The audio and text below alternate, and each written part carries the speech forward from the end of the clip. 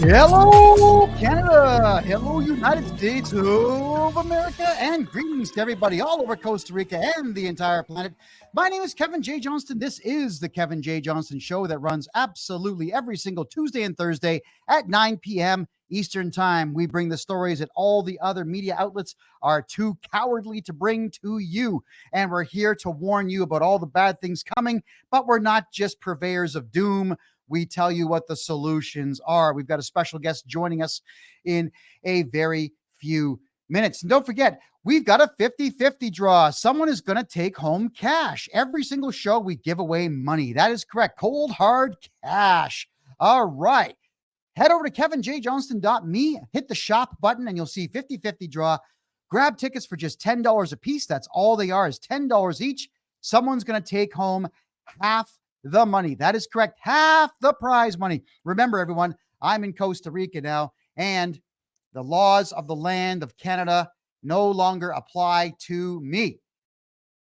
That's right. So the Lottery Commission, the sales commissions, the trade commissions, they can't do a damn thing about it. It's right. You know, I keep remembering all the threatening letters I got from all the trade commissions because I dare to talk about money. I dare to talk about economics. I dare to talk about crypto. How dare, wrist. How dare I speak about these things inside of Canada? You know, I think really what it boils down to, everyone, is that nobody should be talking about anything in Canada. Nobody should be in Canada. You know, it's someone's calling Manitoba Crapatoba, and I agree. You know, I do agree. And I've not spent a lot of time in Manitoba, just for the record, but there truly is not a lot to do as far as I remember. When I was in Winnipeg for a month, I think I was 18. What did we do every Tuesday? We went to the bar and drank. And I wasn't even a drinker, but drinks were $2 a piece. And then we drove cars quickly and we got in trouble because that's all there was to do. I don't think it's any better today. So if you're in Manitoba, everybody, if you've got some kind of emotional connection to it, I get it. But why are you there? There are no jobs. There's no future. There are no careers. And we have laws now with this new Democratic Party. They're going to change language on us. They've already changed language on us in Canada. So you're not allowed to say anything anymore. Manitoba is run by the new Democratic Party. They're crazy. They are insane. They're pedophiles. They love pedophilia. British Columbia, same thing. British Columbia is about to spend $15 million of taxpayers' money on a campaign to have you no longer be able to call British Columbians British Columbians. They want you to call people who reside in British Columbia. How ridiculous is that? What's the difference? If you live in British Columbia, you're a British Columbian, but somehow it's offensive. We don't know why. I can't understand how any of it is offensive in any way. But maybe I need an absolutely insane person to explain it to me. It might make sense if somebody who's on 15 different types of lithium explains it compared to an explanation coming from the NDP. Manitoba, we hear through the grapevine that the same thing is going to happen. You're not going to be allowed to call yourself a Manitoban anymore. You'll be a person who resides in Manitoba. Now, I do take offense to the term person because person does not mean people, does not mean human. It means corporation. It means a taxable corporation. And I am not really a fan of being known as that. I've had a lot of people call me lately, everybody, asking me how to not pay taxes anymore, asking me how to get more of a discount, for example, out of their, oh, hold on, Brenda. Wait a second. Wait. Brenda. Yes. Yeah. Brenda, you are correct. Your tickets did come in late. We will put them in the pot tonight. Yes, we will do that for you. Abso-smurfly, as they say. So, Adrian, we got 2 there, and Gord just bought 4 tickets. Gord, thank you for doing that. So we're already at what, 70, 80 bucks, somewhere in that range. Get your 50-50 tickets. So this changing of language isn't benefiting anybody in any particular way. It's hurting us. It's killing our economy because everybody's walking on eggshells all of the time. Now, I'll say a little bit more here, which I can't say in Canada, but I can say here.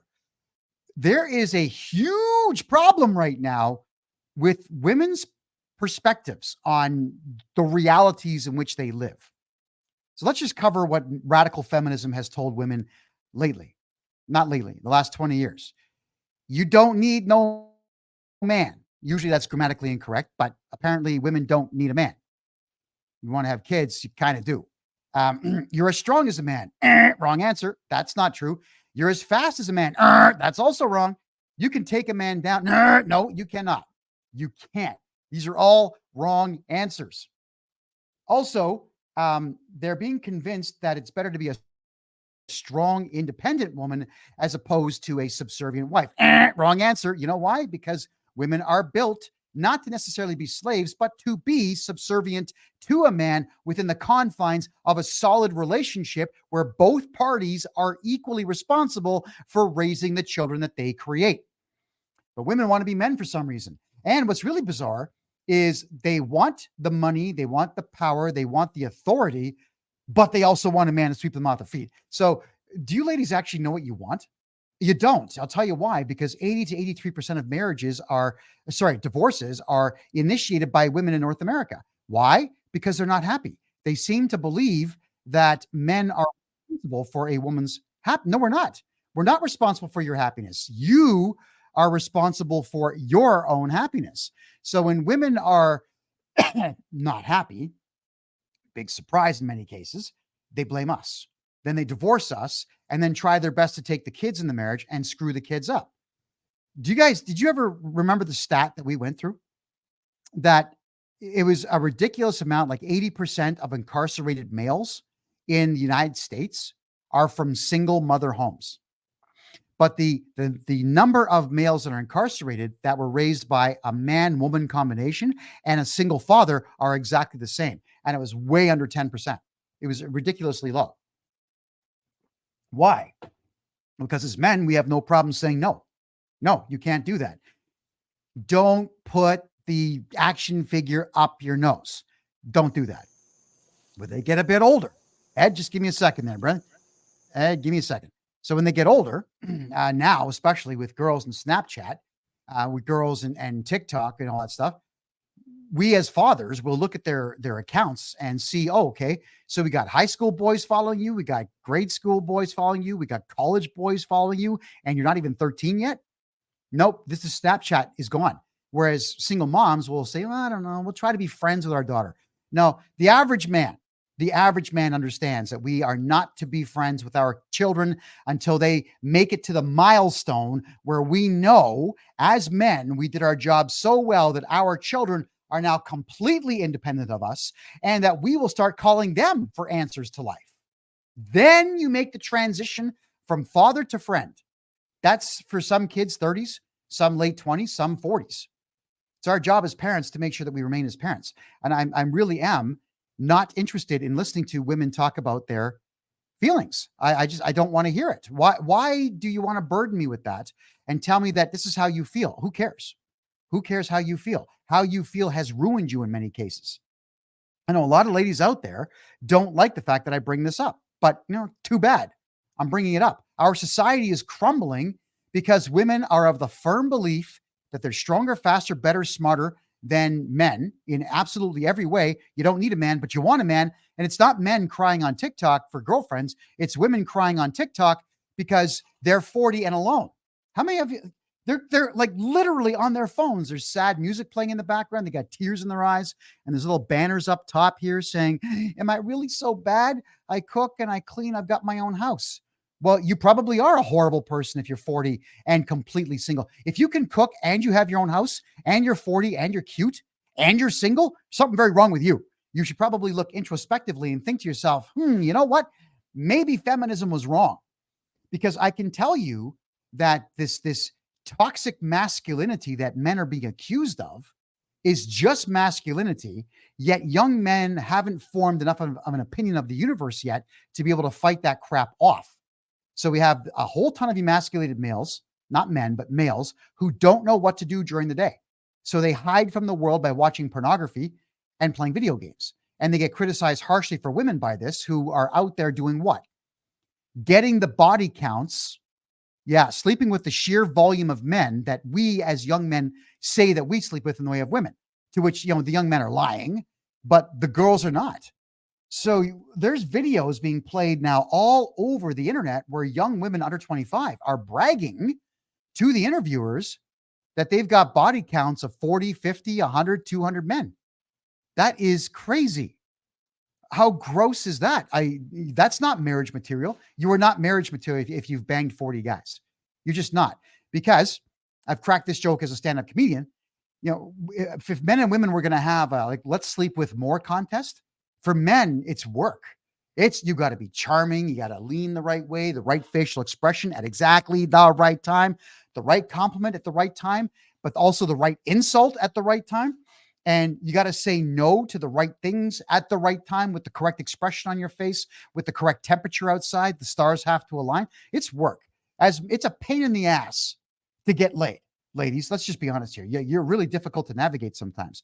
Whereas with women could walk into a bar with a miniskirt on, no panties, lie flat in their back, put their legs in the air with a sign that says free pussy, and they will have 5,000 men lined up around the corner. That's all a woman has to do to have sex, is be there.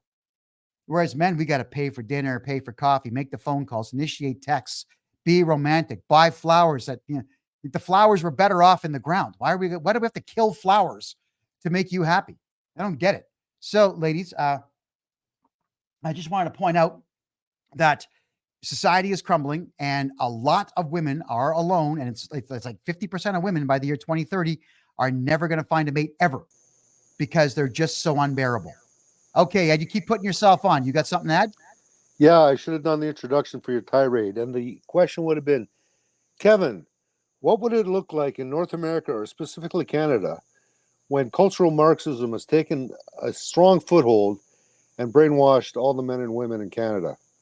Go ahead. Yeah, you just there we answered are. that question in 15 minutes. This is cultural Marxism. This is part of the plan. A lot of people have fallen for it, unfortunately. Yeah, And they have. it's good that you're pointing it out. They have. And I'm going to go a few steps further here, gentlemen. Women destroy countries. All right, ladies, it'll take another 200,000 years of evolution for women's brains to work the same as men's. We've been around for 250,000 years, and our brains are exactly opposite in our perception of emotional states and, in some cases, reality. I like logical thinkers. Ladies, you weren't built that way. And that's okay, because you were built to have a role. And that was to get yourself involved with a strong, masculine man who would provide for you, and you raise his kids and make sure that the offspring make it into adulthood so your lineage carries on. Right? You shouldn't be running for mayors. You shouldn't be presidents and prime ministers. It's not working. Well, it's like 38% or 40% of political positions right now in Canada are held by women, and the country has failed completely. We've also had this 40-year experiment now where we have forced women into the workplace, and we've written all kinds of new rules for men to follow, which have made men probably a fifth as useful as they used to be. We're not getting anything done because we're too busy worried about how you feel about select things. And now, look, gals, I know this because when I'm in an office space or I'm working a job, I don't give a shit about any human being's feelings except the client, because the client is paying. The client gets everything, and I will irritate everybody that I work with to make sure the client is taken care of. So I will say things like, hey, you screwed up, and you screwed up bad. It's going to cost us 25 grand. But the solution is hang with me for the next 3 hours. We will fix this. All right. I will talk like that. And then, of course, the women in the company, you can't raise your voice to me because that's considered verbal assault. And then they run into human resources, and human resources is probably some 23 or 24-year-old girl who will then call me in the office, and there'll be a meeting of 6 people asking me an irrelevant statement. Did I raise my voice to Cindy or Candy or Candace or whatever her name is? And then they'll want to discipline me in some way. And then that's when I've got to get my back up and threaten all of them with lawsuits and then tell them this meeting's over and then go back to work, as the alpha male should do. Remember the story I told all of you when I was working for Hewlett-Packard in the United States? I had a territory that was huge. I had to cover Southern Ontario, Northern New York City, New Jersey, and hold on, a whole bit. And in that inheritance of that job, because I took over for a real clown who screwed the job up, I had to deal with a lot of complaints. And the only job that I gave to my staff was they would go into Computer City and Adventure Electronics and Muses and all these other places and stand there with a suit and tie on and a nice Hewlett-Packard name badge right here and help the staff of those big retail giants sell Hewlett-Packard printers. I would train them and send them off, and they got $16.50 an hour back in 1996 to the year 2000. That was good money back then. But I got this mountain of complaints. And then one day I said, you know what? I got to figure this out. How could my staff have so many complaints? And I looked at the complaints. The manager wasn't nice to me, and some customer looked at me really weird, like, and no one did anything about it. Out of all the complaints that were there, I realized there was one from a guy.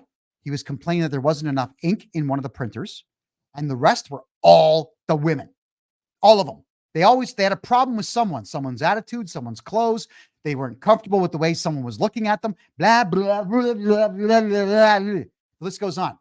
So my solution was the ultimate solution. And my solution made me the number 2 district manager in less than 6 months. I fired every woman on my team. Told them flat out, you can't do this job. You're not built for it. You are costing the company money. You're going to get Hewlett-Packard sued. You're making accusations that you can't back about someone who did nothing. I can have the camera footage pulled from their stores. I bet $50 you saw them from 50 feet away and decided just to complain. Why? You wanted my attention? You got it. And you're fired. Get the fuck out of here. And after that, I stopped working with women altogether. As subordinates of mine, absolutely. I'm done. Because I want to get the job done. And becoming the number 2 district marketing manager meant that some days I was going to be the biggest asshole on the planet. And there were days when I realized, you know what? I am awful, but I still got the job done. The salary was like $108,000 a year. Plus they covered my rent and my food and all my expenses. So it was like the equivalent of $200K. You're damn right. I'm going to put 80 hours a week into that job and upset women in the process. So now that same mentality, like, I don't know, the former mayor of Mississauga, Bonnie Crombie, who's out there. Now, I don't like the way that guy over there is talking to me. And the Peel Regional Police will go and arrest somebody because Bonnie Crombie, as a narcissistic, crazy woman who puts on 15 pounds of makeup every single day, is not comfortable with the way a select person spoke to her. You're supposed to be a leader. You don't have the luxury when you are a leader of having feelings. You don't. Everything must roll off your back and everything must be analyzed as logically as possible. Sorry, ladies, you're not up to the task. You're done. Canada is ruined because we have so many female cops and so many female politicians, and we have women teaching boys in school. And I'm okay with there being female teachers for boys in educational centers, but after grade 4, done. Male influence only. We just don't need the estrogen. We don't. As boys, we are going to be boys. We're going to hit each other, wrestle, throw mud at each other, swear, spit, piss on each other's shoes. We do stupid stuff when we're boys. And you women, what's wrong with you? Like, you actually think that there's something wrong with the guy. No, those are boys being boys. Those are boys growing up and figuring out for themselves what works and what doesn't. And what do you ladies do when you're teachers? You cry, you scream, you moan.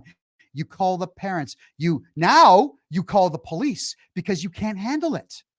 How many women out there can actually handle boys without male interference? And how many female cops, and I'm going to address every useless female police officer in Canada right now. How many of you cops out there can handle yourselves without having your backup radio to call men with guns when you're yelling at somebody like a loser and they're not complying with you? What do? I need male officers here right now because I'm acting tough and it's not working. That's what you do. Why are we lying to ourselves? Why do we continue to say that every single human being is the same? We are not the same. We are all not the same. And I want to see all of this nonsense end. So if I am going to be putting together any particular type of dream team, it'll be me and a bunch of very, very, very masculine men. Now, I'm going to make one more point here that I don't think anyone's going to disagree with, and that is the hierarchical collective command structure is something women do not understand. You don't get it. Period. Group of men, group of women, Women do not like to listen to men unless, of course, the man is like ultra good looking and ultra powerful and whatnot, in which case they will swoon for him. But when you've got a group of women all together, they do not want to do what each other say. They will all cackle and bark commands, but they will not listen to each other. Period. Men, you put 10 guys in a room, and within 1 hour, they have established who the alpha is, who the leader of the clan is. He'll have 2 or 3 lieutenants. That's going to be established. And the rest will be the subordinate soldiers. Men, as soon as you put them into a room like that alone, they will form a clan, and they will have the hierarchical collective command structure built, and they are ready to go. And I'll just finish off with the point that when the Survivor show came out, I laughed my ass off when they had a group of 10 men and a group of 10 women on the same island, and all they had to do was the men went that way and the women went that way, and they just had to get to the beach where they would have tools and whatnot to build a fire. The men got to their beach within an hour. They cast their fishing nets. They were having a great time. They had a leader who got them collecting fish. The leader delegated jobs. They had shelter built. They had it all ready to go. When nighttime rolled around, they were cooking fish on an open flame. The women got lost. They got double back. And they're all crying, there's no fire. Who's in charge here? And then the next morning, they tried again to find the beach they were supposed to go to, and they got turned around a second time, and they screamed and yelled at each other, and they all gave up within 2 days because they didn't eat for 2 days. Right? Sorry, ladies, you need men. That's how it is. Women do not form clans. The only time that they do is when they want to get together, but it's got to be on their terms. And women's terms for congregation is comfort. It's got to be a comfortable bar. It's got to be a comfortable restaurant with big cushy chairs and delicious coffee. But it's not for camaraderie. It's to cackle and complain and feel each other's pain. Something that no man is ever going to relate to. Period. So ladies, stop talking to us like we are women. We are not. Stop thinking for a second that a man is obligated to bring himself down to your level. He's not. And if you can't keep up, go make some babies and stay home. You'll have a happier life. That's the truth. All right. We have said our piece on that. We have a special guest coming in tonight, everybody, because we're going to talk about some pretty serious stuff here tonight. All right. And sorry, we got some commentary here. I know, ladies, that you don't agree with me. And 777 Mitch says, a man has never done anything but screw me over. Well, I think that we can all say that. All of us can say that everyone I've ever been with has screwed me over. I've had 40 plus girlfriends, lovers, whatever. And, you know, a lot of them screwed me over, but they're not going to change who I am. I learned from each particular one and carry on. All right. Carry on. It doesn't matter. They're not in my life anymore. And I learned some incredibly valuable lessons. Eddie? Yeah. Can I ask our guest, special guest, the opening question, please? Please. Yes. Hold on. I'm not done ranting. 1 second. I got to answer a couple of quick questions here. All right. I'm just having a look in the room. I know, Paymon, it's too much generalization. I'm talking about society as a whole. That's what I'm talking about. Remember, I'm talking about the average. You know how you've got the very low and the very high, and in the middle on a graph is that big arch? I'm talking about the big arch. I'm not talking about the intellectual ladies. And by the way, intellectual ladies who have IQs over 130, smart is the sexiest thing you can be. So if you're clever, you get a hold of me because we will have a lot of fun. Alrighty. And I'm being told that I sound like a beta. I doubt that very, very much.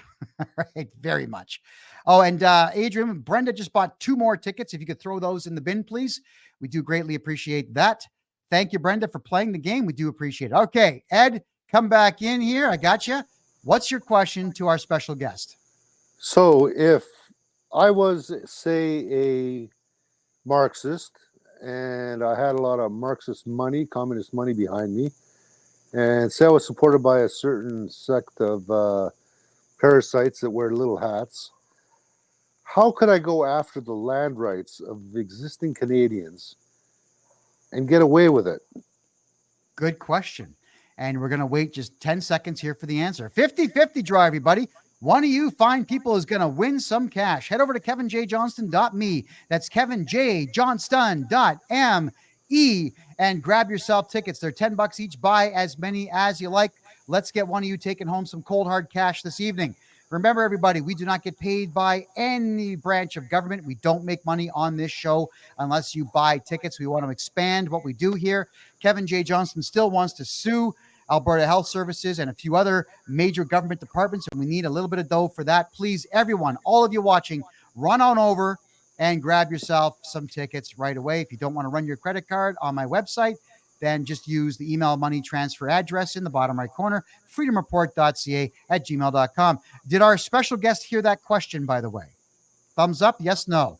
Yep. And here he is, Stefanos Karatopoulos, back for the first time in months. And he's wearing the hat that you ladies like. I'm not so crazy about, but good to see you, man. It really is. How have you been?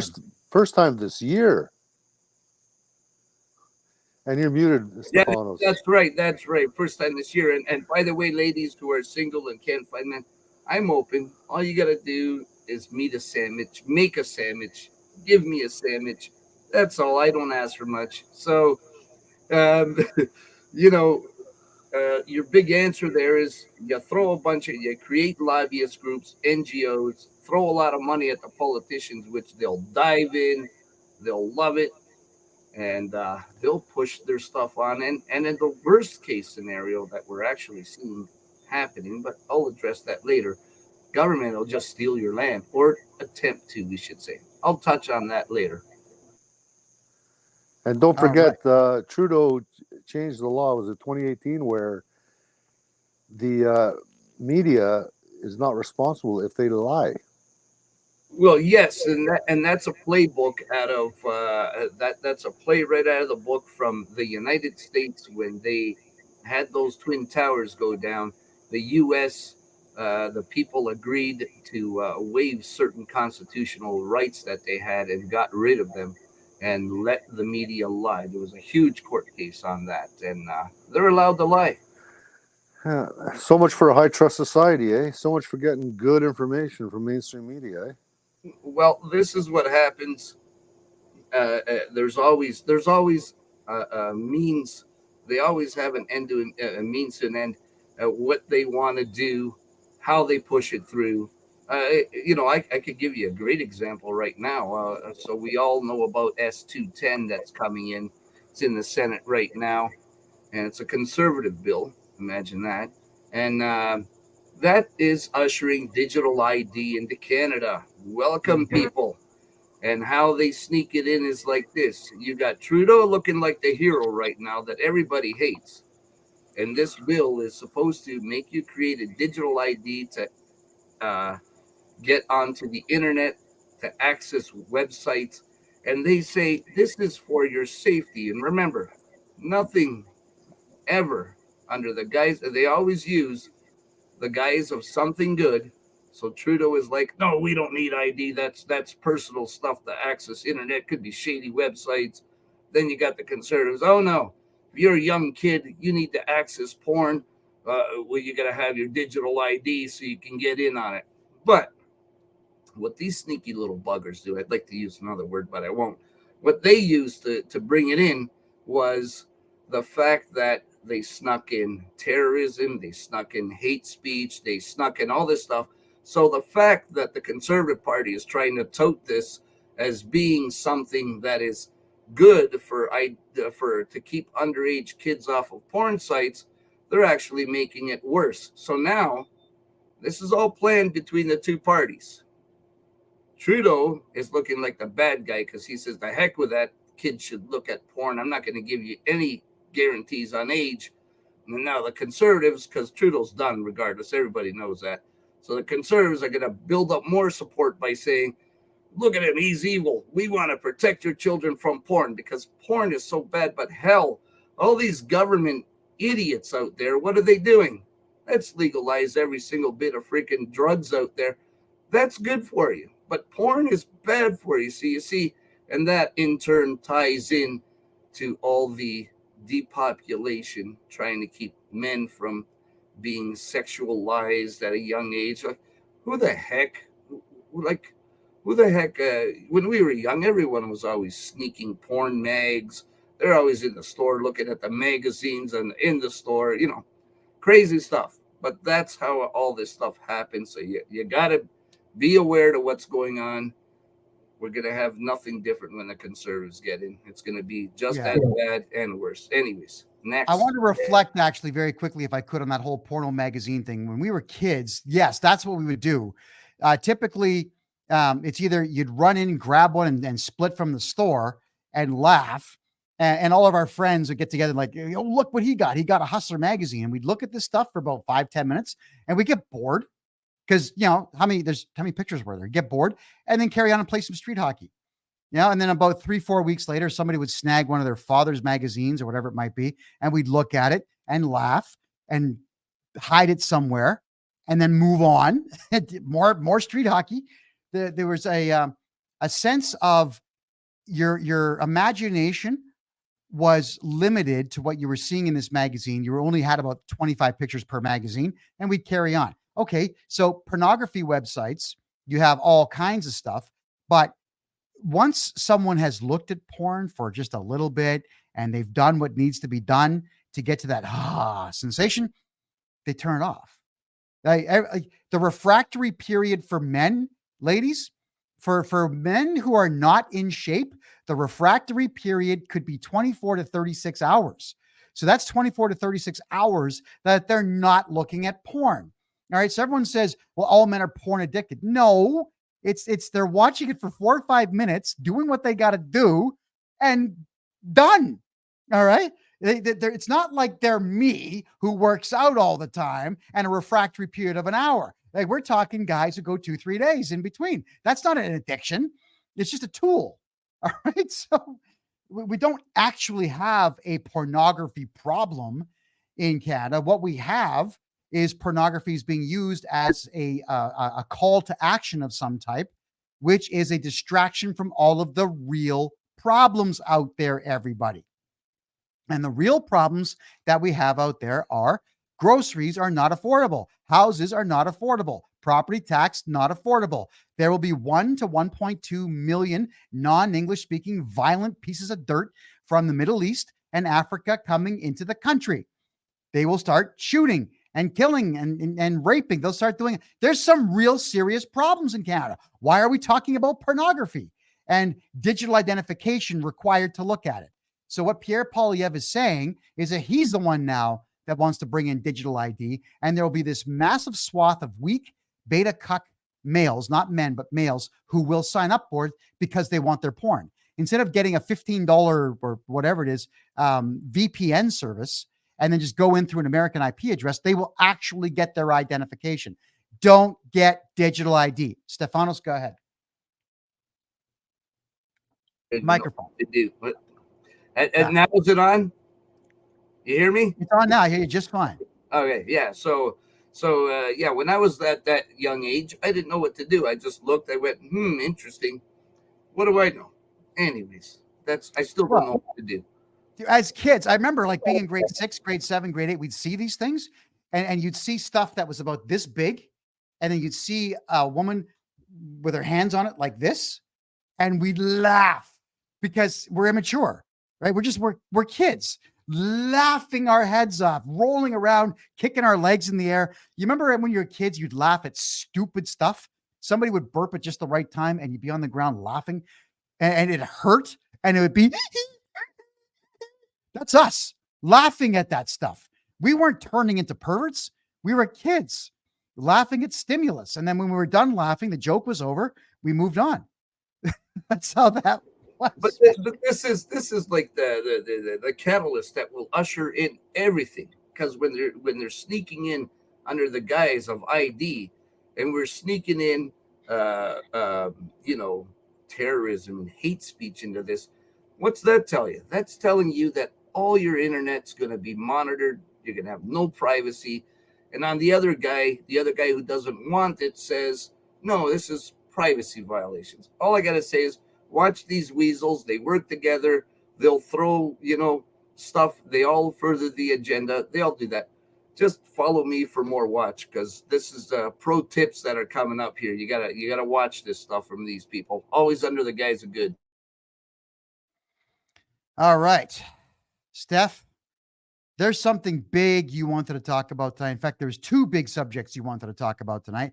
They're so big that you came out of retirement specifically to do this. In fact, I understand that you had a couple of plebes wax your cap for you tonight for this. So it's got to be important. What's going on? So in Ontario, all of Niagara at least, and no, I'm not going to say all of Niagara. I'm going to say Ontario. Period. So in Ontario, we have the forms for your children when you're going to school, and you want to have them exempt from the dirty, nasty jabs or any of them. And you have the form of conscious or religious belief, and you get them filled out. You go down, you get them sworn, and you always take that document, because under Section 366 of the Criminal Code of Canada, if you sign that affidavit and you don't agree with anything there, you are now committing a crime.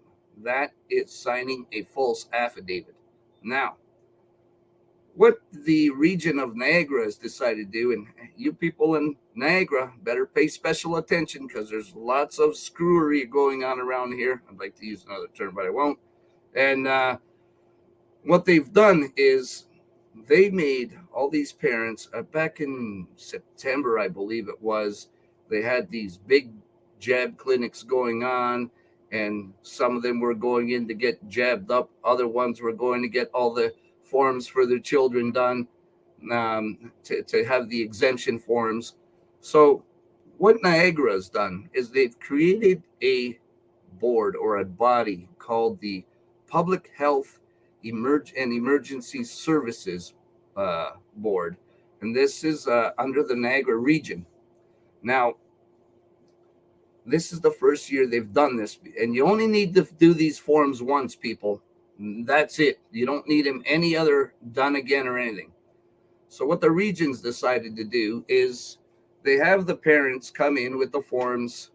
They fill them out. The parents are Xing out the sections they don't believe in, so they can't square them with those sections there, because they don't believe them.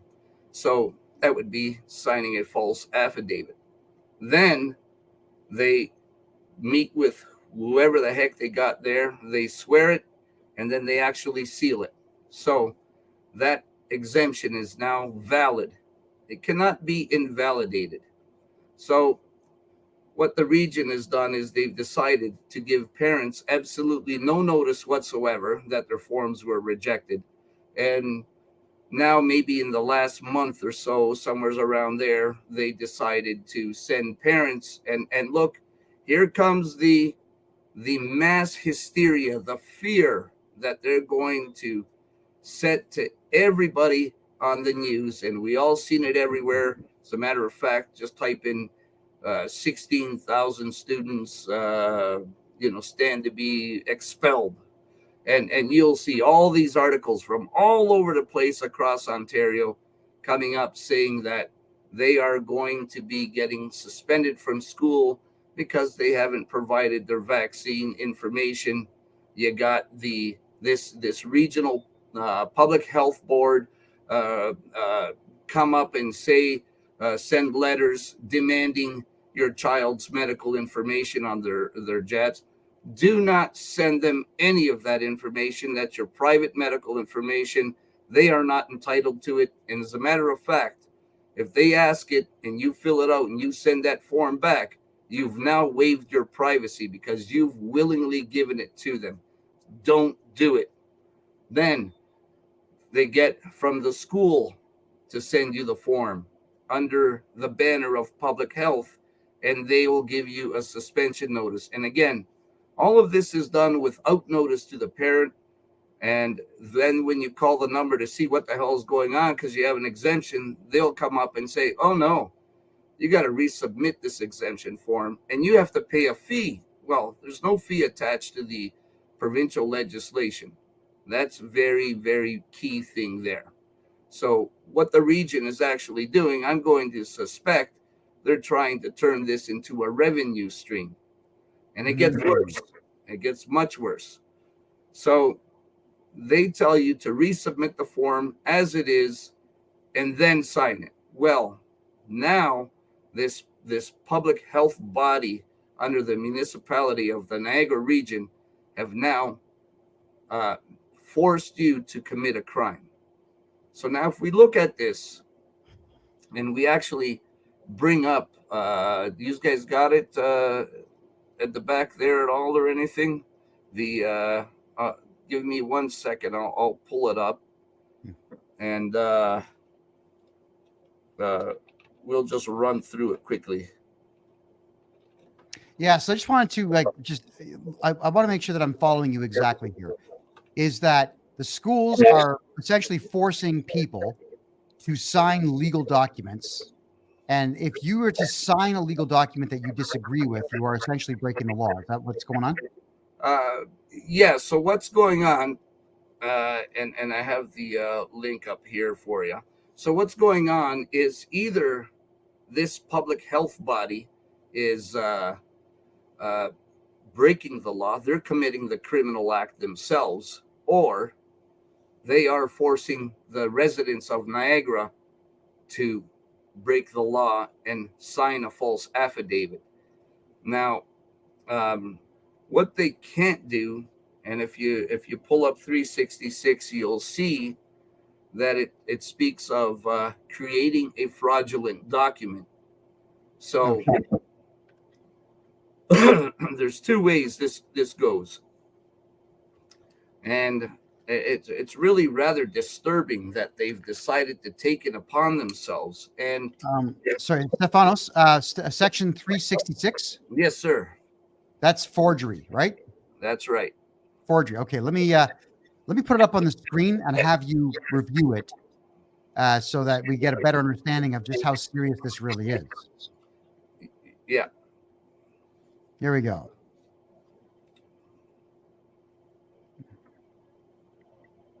Section 366. I'll zoom in for you. Yeah. So now if you slip down, so you'll see right here, by the belief that it is genuine. See, these are everyone who, sorry, I'll just do this.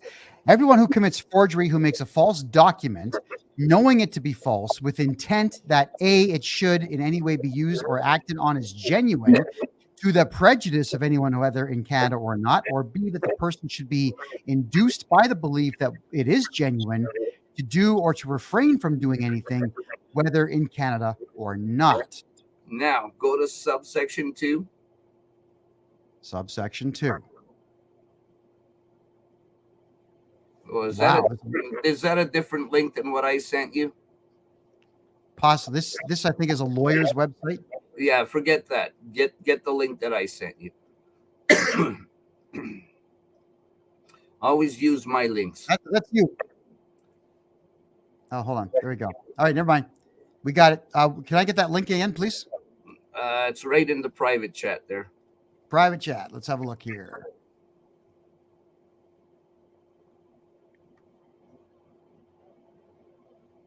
Here we go. There we go. Now, if we slip down to subsection 2.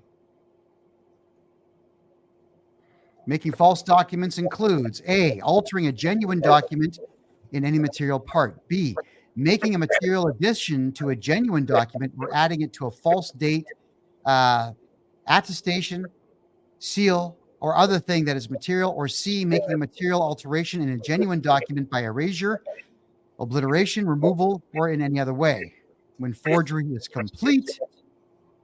Forgery is complete as soon as a document is made with the knowledge and intent referred to in subsection 1, notwithstanding that the person who makes it does not intend that any particular person should use or act on it as genuine, or be induced by the belief that it is genuine, or to refrain from doing anything. All right. So 4, I guess we'll finish this off. Forgery is complete, notwithstanding that the false document is incomplete or does not purport to be a document that is binding in law, if it is such as to indicate that it was intended to be acted on as genuine. Exception 5, no person commits forgery by reason only that the person in good faith makes a false document at the request of a police force, the Canadian Forces, or a document agency of the federal government or of a provincial government. So could we get full explanations on all of this? Go ahead. Point is in subsection 2B. And on 2B, you'll see it says a document is created under seal. Now, when you get that affidavit made, it gets sealed. So it's now under seal. So for them to exempt it and seal it with their seal, Mhm.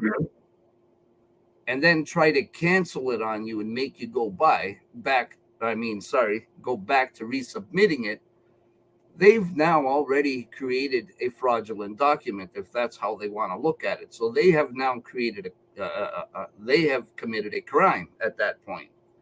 Now, if they turn around and try to make you resubmit it, and then you go and you resubmit it, and you don't mark it up because it's an affidavit.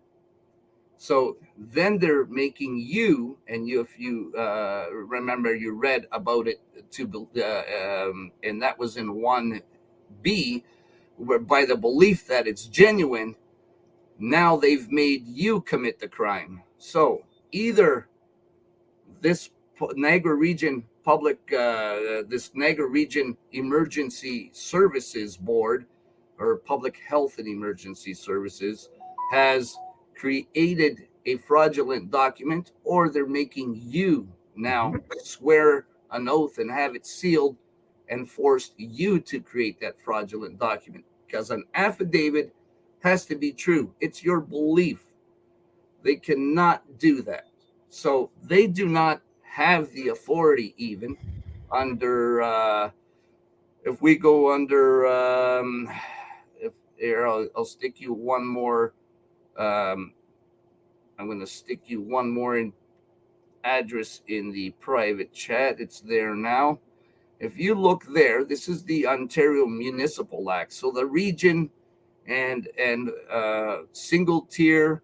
Now, if you go to scroll down, and you'll see at the side, you'll see section 14. Go to 14.1. You'll go up. You went way too far. 14. Yep. Now you go look at 14.1, and you're going to see here. So this is conflict between bylaw and statutes, etc. So 14 sub 1 says a bylaw is without effect to the extent of any conflict with a provincial or federal act or a regulation made under such an act, or an instrument of legislative nature, including an order, a license, approval made or issued under provincial or federal act or regulation. So now they have way overstepped. This is the problem here. They have way overstepped their authority and their jurisdiction, because the conscious and religious belief is a provincial, it's under the provincial legislation, and or an instrument of legislative nature, that this is provincial. So they cannot interfere whatsoever in what they're doing. They are without jurisdiction. They're without authority to be able to do this. They cannot cancel the form. They don't have the authority. They cannot deny the seal once it's been sealed. Again, they do not have the authority. And above all, there is no fee to be charged with this. So they are now also not only committing a crime, but they're turning it into a revenue stream. That's my belief. That's my opinion as how I read and understand it, because you cannot have anything municipal supersede provincial or federal legislation. It's right there under the Municipal Act. And that section of the Municipal Act is there to strictly forbid them from doing things like this. Now, during these lockdowns and stuff, they had a supposed temporary public health officer, some Herji, I think his name was, or Hijiri or something like that, Mustafa. And he had actually was spreading disinformation on his social media account.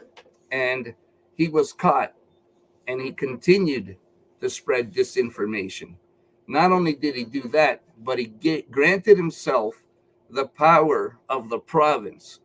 And this was a big problem because when Ford said, okay, the mandates are done and over, he went and granted himself authority that the province had and granted mandates, trying to force people to keep their masks on, trying to do all this stuff. So this, again, this is not lawful according to the municipal act. But I think there were quite a few articles on this that had went out about it. This guy, remember, he was supposed to be temporary. He was there for 7 years, and when the COVID came along, his salary went from 250,000 up to 400 and something. He like doubled his salary, which we seen that happen all over the place, all over Ontario. There was all of this stuff going on. So now they got a new guy in. I can't remember his name, but this is the disturbing thing. Ed, you want to say something before I go into the next part here? Yeah, I'm thinking Eileen Davila comes to mind, and Adam Skelly's barbecue. You want to talk about, was she overstepping her authority? Was she the provincial health officer, though? Toronto health officer, dude. Toronto. Oh, yeah, way overstepping authority. And if I remember correctly, she also had, I think she seized his property, which they can't do that. But so they did. Exactly. So if I was at him, I'd be in there and I'd be taking my property over. And you do have laws that give you defense of your property in the Ontario Trespass to Property Act. You are allowed to use force to repel somebody if they do not leave the property. Of course, it can't be excessive force, but you can defend your property that way, or sorry, not defend, but use force to remove people that are not there. There's a province, not even the federal government can come in and just take your property like that. So I hope that gets to court. He gets his property back and he sues the living hell out of all of them. Well, again, he got railroaded by some unscrupulous lawyers, I'd say. They weren't, it almost seems like they were making mistakes on purpose. Well, at least that's the way it appears to me. What do I know? Yeah, I do believe it was full of mistakes, and the judge told them to resubmit it. And if memory recalls correctly, I think they changed nothing and just resubmitted it as it was, and got thrown out. That I had concerns with that law firm for the fact that they were an international law firm, and anything that's got to do with international, I'm hell bent against. You never know what they're up to. I'm not saying they've done anything, but that's just my opinion. I avoid those. All right. I just have to interject for a quick second here, Stefanos, because we have had a number of individuals that are asking this quite like this has been a common question now in my email box. Kevin, whatever happens if Rumble crashes, if Rumble goes down, where do we find you?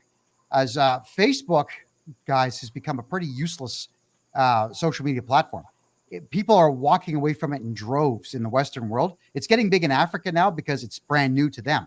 So everybody who's watching, if you can open up a separate tab, type in my name, kevinjjohnston.com. Just type in kevinjjohnston.com. Go to my DLive channel just by typing in my name.com and sign up there. DLive is also a really good place to go. And if we can get to 1,000 subscribers on DLive, then I can actually archive all of my videos like I do on Rumble. Rumble's got something like 1,100 videos on it. DLive will store videos for only 3 days until I get to 1,000 subs.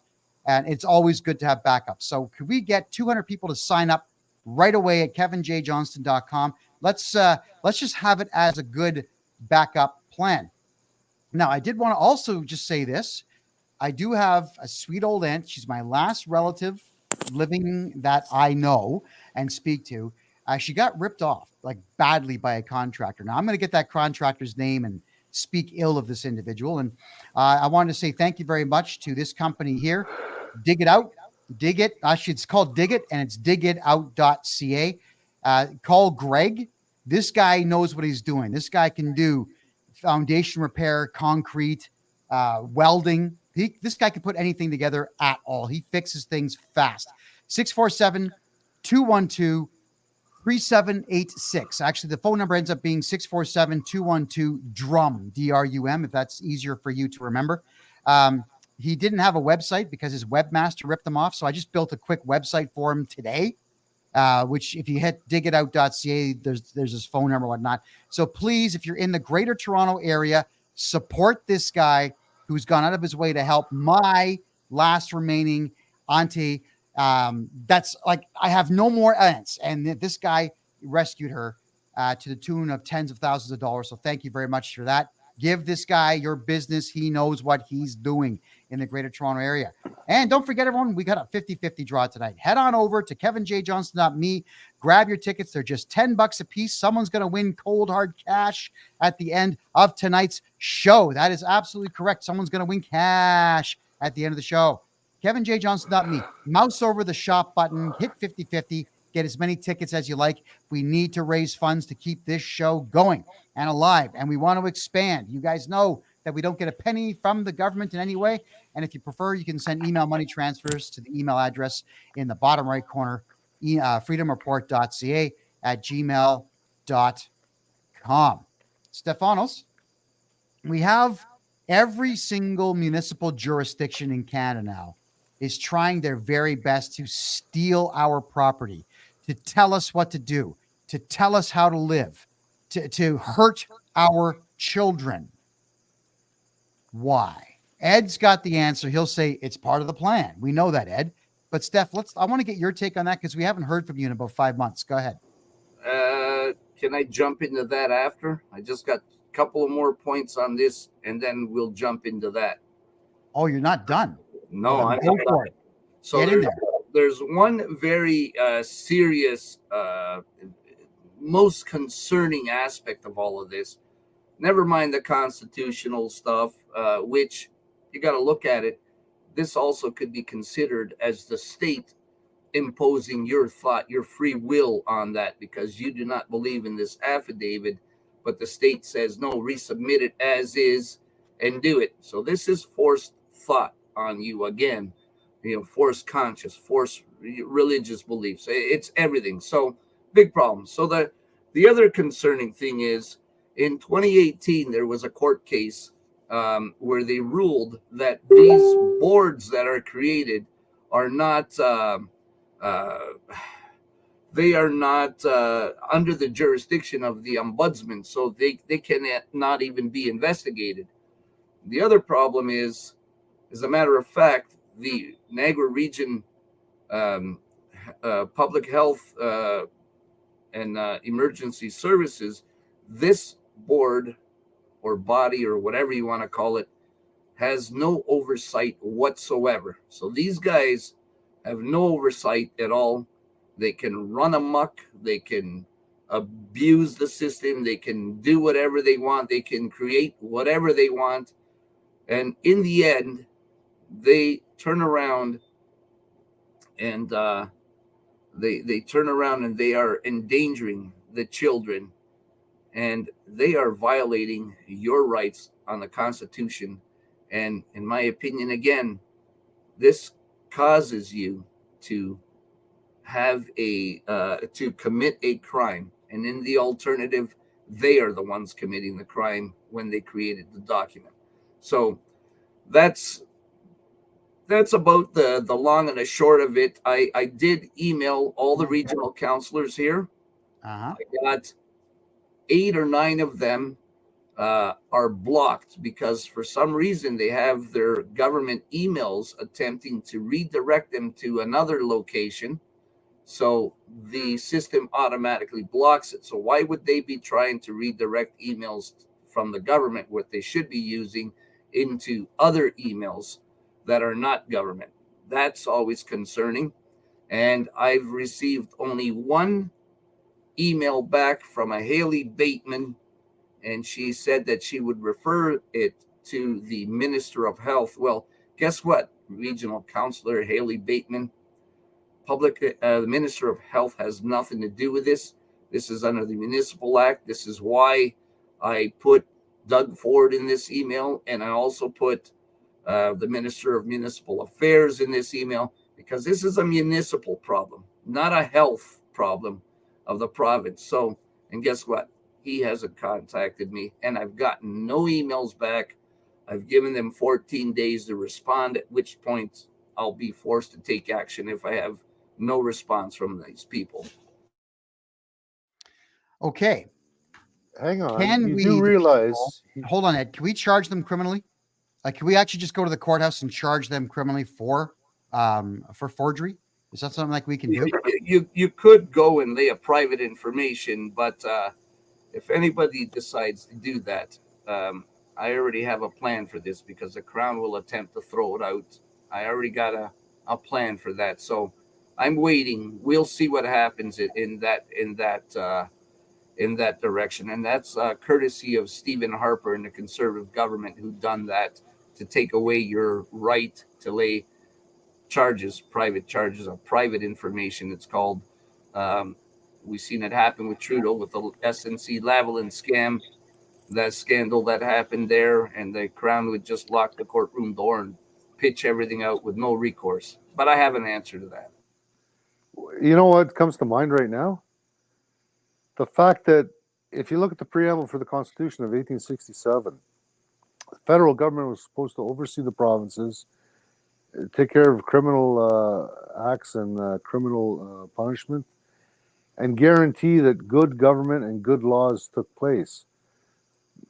Is that not a breach of their responsibility as federal I, government? Well, and that's in the Constitution. That's actually a section in the Constitution itself, not only in the preamble itself, but there's a section in the Constitution that does that. I believe it was in the division of powers, somewhere's in around there, section 90, 98, something like that. I can't remember off the top of my head. I'd have to look. But there's also another act that says that same thing too. That it's a provincial act on top of it. But yeah, go ahead, Kevin, what you were going to say. Oh, that's it. It's just they're forcing people to commit a crime. They themselves are guilty of a crime in doing that. Can we just go to the courthouse with all the information of all the counselors doing this and all the trustees doing this and charge them all at the same time? We know it's not going to go anywhere. The Crown will probably toss it out the door, but at least when you get the charge filed against them, then we can go to the media and say, hey, look, they have been charged. Yeah, and don't think that the Crown would just take it and throw it out like they've done in the past, because when you got a real pain in the ass right here, um, I know how to stop that, and it will come down to it, because as I've said, I've done 4 of these before, 3 before um, uh, evil Stephen Harper went and stripped us of that right, but there is another way to stop it. The 4th one, they had taken it over and thrown it out, and that was because the Niagara Regional Police and some other people were involved in drugs, dealing drugs and stuff. Not the police, but the police were protecting them. So there was ties in there. I do know the one detective was friends with one of the family members, at least, and they had friends in the police department. So yeah, so this is something they took over and threw it out, and the judge was rather pissed because I had all the evidence laid out before the court, you know, indisputable evidence, and the judge came back because the Crown said, no, we can take it over, throw it out, and we don't even need to give you a reason. And the judge actually took something like 2.5 hours to go through everything, and he came back and he was beat red in the face. He was mad. And of course, the NRP is really a big band of not a good force. That's all I got to say. It's documented well in documentaries. It's, look them up on the internet and all these articles. They're just I think that force needs to be abolished. Wow. These are bad times, and they're getting worse, and we're not holding anyone to account. So we're going to have to start holding people to account. Let's just, I want to get this bug into everybody's ear. When a politician or a school board trustee breaks the law,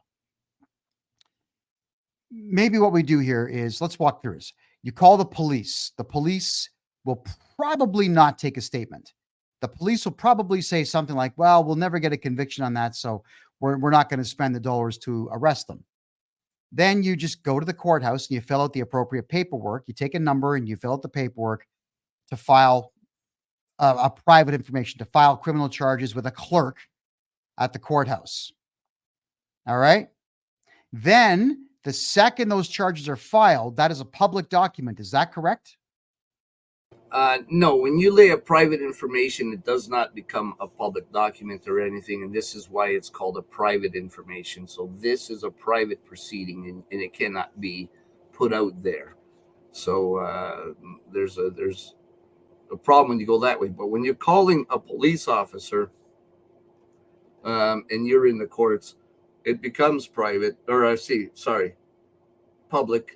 But there's publication bans, 517 orders. You can't even so much as say a person's name when that gets in place. But again, police do not know how publication bans work. They're clueless, and it's really sad that they know absolutely nothing about law. And at the same hand, it's really damn scary, because how is this force supposed to enforce the law when they don't know the law itself? Like, if you remember back a while, what was it, June, July, at the Catholic school protest that was going on, when they were having a meeting and the police were carding everybody and not letting people enter. And I made sure I targeted a sergeant, because they're supposed to know better. And that sergeant flat out admitted to me he knows nothing about law. He doesn't know anything about law. So there's a real problem when you have the senior officers or the high ranking officers that are supposed to know something about something, and they know nothing. And what they were doing is carding, which is unconstitutional. Catholic school board can't have a public meeting and card people and try to close the meeting to the public, because it becomes a closed meeting. So now they're in breach of, again, in my opinion, they're both, police and the school board, are violating the Constitution. And then you also have whatever policies are in place, and they're turning a public meeting into a closed meeting. So, that's one way they can easily let one group of people into a meeting while keeping out the other half that may be opposed. And then they'll come up with something crazy like, oh, it's a unanimous decision. The people want it. Everybody wanted it. So whatever the thing may be, I'm not saying this is what happened, but I'm just using that as an example. This is what they can do. So it's extremely wrong, and why there should never be restrictions on public meetings. They're public. Those are public places. We're allowed in. You can't be trespassed for doing something legal. You can't be held out because you won't produce identification. You don't have to. There's no requirement for that.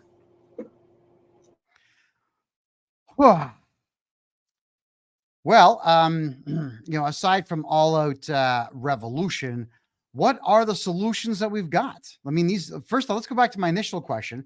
Why are these municipalities doing this? Why are they trying to take away our rights, take away our houses, take away our kids? Let's just do that. Well, there's always been, so like in all of Canada, what do we got? If you round it off, we got something like 10 million square miles or kilometers. I can't remember what it was. And there's only 13% of that is in private ownership. So when they come up with this climate change and overpopulation, that's complete bullshit, flat out bullshit, because it's only 13% that is in private ownership. So we got, and all our cities are in, towns, everything, they're in pockets. If you get a private pilot to fly you across, Canada, all you're going to see is wilderness, and you'll see these little pockets of where these cities are, and everything else is nothing but trees and everything. And what they're trying to do is take all the property back. There's actually Ministry of Natural Resources has a program in effect, and what they're trying to do is get these puppies right here and rescind them and take them back and take it back into their own ownership. So when you lose a property, let's say you lose your property because you couldn't pay the taxes, or something happened in the municipality or conservation or something, M&R takes that property back, you lose it for whatever reason. What they do, their program is called depatenting a property. So what I had showed you was a certified true copy of a Crown Land Patent Grant, and they take them and they depatent the land, so it takes it back out of private ownership and puts it to the government. Now, can you imagine a Canada with no monarchy, with no constitutional rights, and no private property ownership? What would happen? What's one of the things in the Communist Manifesto? You got control the water, control the food, control the people. So this is what the end game is, and in order for a one world government that includes Canada in it, one of the ways, well, the only way, not one of the ways, the only way they can do that is to erase private property rights and constitutional rights. What's the best way to do this? What have we been hearing a lot of on the TVs and everything, on the news? What's the biggest propaganda we've been hearing trying to gain momentum and a push? The monarchy. We get rid of the monarchy, which is a bad thing. I know people don't like them because of pedophilia in the past, and inbreeding, and going way back, even other things that were much worse. But the whole part of that is, if you wipe out the Constitution and you wipe out the monarchy, that will wipe out the. Sorry, what I meant was, first, if we wipe out the monarchy and get them out, we lose the Constitution. We'll have no Constitution, and we'll lose our private property rights, because we will no longer have these things called Crown Land Patent Grants in our possessions, because these come from the royals. Okay, so they are from the royal, because regardless of what people say, the monarchy owns Canada. That we are not out. They're not gone. They're in full force and effect. And as a matter of damn fact, if you won't be able to see this, but I'll see if you can see it at all. Now, hold on. Let me put you full screen. Okay, go ahead. All right. So this one. Now it's also backwards. Your camera's backwards, so no, we can't read it. Okay, so right here where my finger is by the seal, right there, you'll see this is a patent grant that was issued on October the 6th, 2000. And it comes from Elizabeth the Secord. So they're still issuing land patents. That's not the federal government. It is not the province. Land is granted either for being in service of the monarchy or military. Back in the old days, we're talking. And nowadays is if they want to purchase land, a municipality wants it or something, or somebody buys it from the crown, they get a patent. Now, there's one very, very key damn thing, especially in this patent, and I'm just going to read it because there's no way in hell you're going to be able to see it. But it says, "Know ye that under the authority of the Public Lands Act, in consideration of the sum of $35,000, well and truly paid to our use at our or before the sealing of these our letters patent, we have granted and those presented do grant unto. Now I'm going to tie this thing in for you because people do not know and do not understand. This is called the Public Documents Act. All right. And you heard me just read it in that grant, that patent grant that was granted. And these are for the cancellations of letters patent that may have been defective, written in error. So if you're a lawyer or a paralegal or something, well, I'm not sure. No, yeah.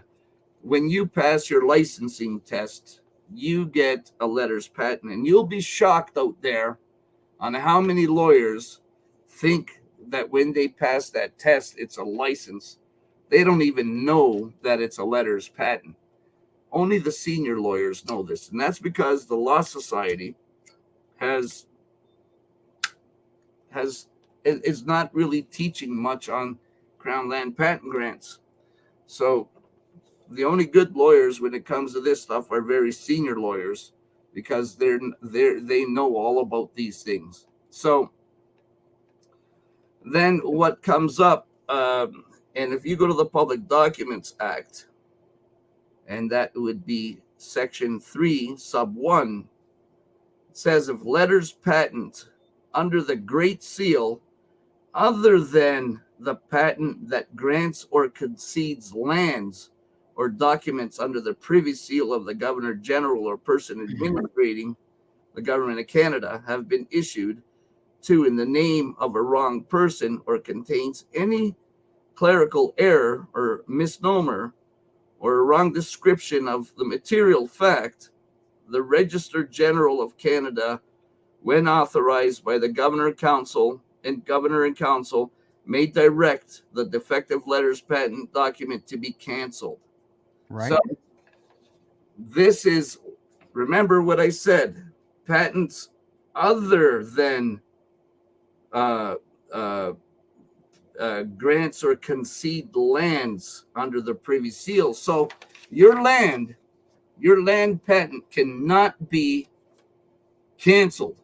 They can't get them canceled. And these Crown Land patent grants are to their heirs and assigns forever. So forever hasn't happened yet. So if I sell my stuff to Kevin, these rights flow with the sale of the property. They flow with the land. So you own everything under, above, and on that land. So they cannot take your land. It removes all right, title, and interest of the crown from your property. Now there's another thing called the Property and Civil Rights Act, and it's funny actually, Kevin. Here, go into your private chat and bring it up. It's only one paragraph. It's very simple paragraph, extremely simple. And a lot of lawyers and everything else have no clue what the hell it is. They don't even know it exists. Hey. Search. Here we go. Where am I going? Okay, private chat, the last link I just threw up. There you go. Where am I going? I've already got it up for you. There's only one place to go. This is it. This is the legislation. This is the act.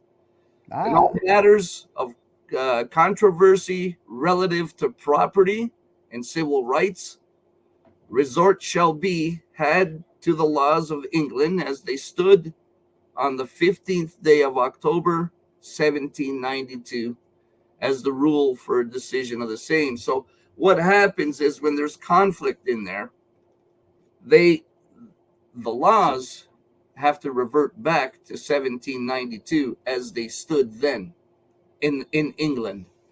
So, they don't know any of this kind of stuff. So so when you have these professors at these universities that are, in my opinion, complete dipshits, and they write these dumb books on private property rights, and they write these things, and they sit there and say,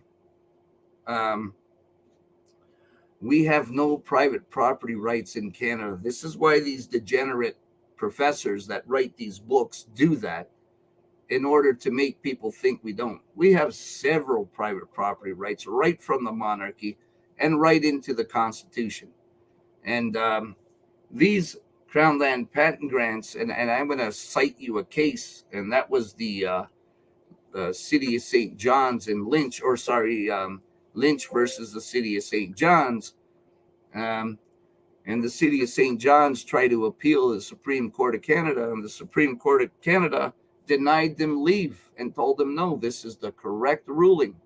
And Lynch, in a nutshell, was, I believe it was supposed to be subdividing their properties into 10 lots to build 10 different homes for the family, the kids.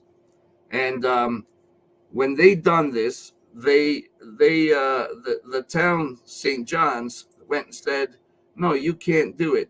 Your place is a watershed, and it's got a watershed designation, and that water is for us. So the planner kept telling him this, but Lynch had to get a hard no from the planner in order to be able to take him to court. So he made the application and he got the hard no. So he took them to court because that is now a constructive expropriation. Now, if you know, in Ontario and all over Canada, you got these municipalities way overstepping their boundaries. They're putting watershed designation, environmentally sensitive designations, scientific designations. They probably got a designation on how to wipe your butt properly too. Who knows? But when they put a designation on your property, that's an expropriation without compensation. It's called a constructive expropriation. They need to buy it. So they cannot leave this designation on. These designations are not proper. And the Ministry of Natural Resources will also tell you that once there's a Crown Land patent grant, they have no jurisdiction. They can't even plan for your property. They can't even do any planning. So Wow. what's really disturbing, because there's more disturbing crap, because we do not pay attention in our in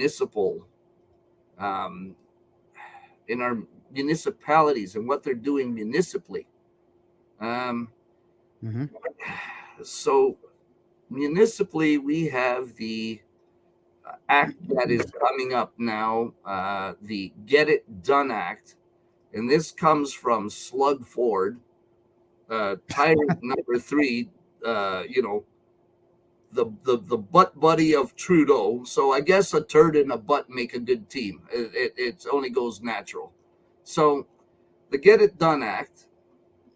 Here you go. I'm going to throw it in so you can look at it. People can see it. I'll throw it up in the private chat. And what they're doing here is very disturbing. I mean, extremely disturbing. And I'm going to show you something else after that one. We'll get one more up there because... Okay, what are we doing here? What are we looking at? So what you're looking at is, this is the Get It Done Act, the amending of the Official Plans Adjustments Act. So you see, they keep turning all of these into omnibus bills, which omnibus bills should never be done because they affect so many acts. By the time these guys that are elected in office are to read these bills, there's like 10,000 pages or more. They're not going to read it. They're going to have their staff say, here, do this, get it approved, done. Be it legal, not legal, who cares? But the people sure as hell ain't going to read it either. Now, if you scroll down, keep scrolling down, down, down, and you'll come up to all these different cities, municipalities. Keep going. And here they start coming. So if you see the related ERO, these things all here, these are all the approvals for all these municipalities. And of course, Niagara's in there. So, and you see, That's the Planning Statute Law Amendment Act is in there too. So they've approved all these official plans. Now, Ford's stuck in there things about expropriation. I'm still going through and discovering this further, but there's a bunch of stuff. Ford get rid of the green belt. Yes, that's expropriation without compensation. And not only that, that's a United Nations designation that has no authority in Canada. This is where my good friend Bob Mackey, who passed away because of all this crap, had a big fight over an indoor archery range on the escarpment, and they went after him, but they couldn't touch him and couldn't do anything to him ever. But when Bob passed away, he had his ashes spread on that property, and he said, "You'll never get me off that property," and they never did. Now, if you slide down some more, don't slide down anymore. There's no need for it. But what I'm going to show you is pretty damn disturbing. I'm going to send you another link now so you can take that down. Okay. And pop in the other link I just gave you. Popping it in now for you. Popping it in now. All right. So this is the regional municipality of Niagara approval. So they got approved. So you'll see the notice stage. It says decision. Comment period, September 8, 2022. We're 2 years late to even act on this. It's closed. Slide down some more. Keep going down the page and keep going, keep going, keep going, keep going. Oh, wait, up. Right there.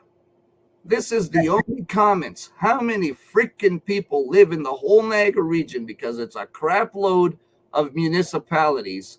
And this is all the comments that people put in, 38 through the registry and 8 by email, nothing by mail. So I might understand we got like 46 people in the whole Niagara region who submitted comments to support this crap. This is where, again, I'm going to state, and I'll state it again, we're our own damn worst enemies because we don't pay any freaking attention to what they're doing, and they are screwing us, stealing our properties, slowly stealing our rights, stealing everything. Now, if we scroll down a little more, here's the extra backhanded slap in the face, the insult to the injury. Keep going, keep going, keep going. Whoop, stop. Oh! How to appeal? There you go. They've taken away your right to even appeal. How is that possible? Because there's only 46 people who commented and agreed to everything. That's how it's possible. And okay, but the 46 people would be commenting. How could there not have been more people commenting? That's you're nobody pays attention to what the hell's going on in the municipality. I wasn't even aware of this crap. Even like the vaccine. Look, they're doing things that they can't do. They're granting themselves authority. They're stripping us of our rights. They're doing all sorts of things. I don't know why the hell everybody down here doesn't have their arm. They're not up in arms here over this garbage. So, you know what? And Jason makes a great point there. You're absolutely right. Government does not give a shit about your rights.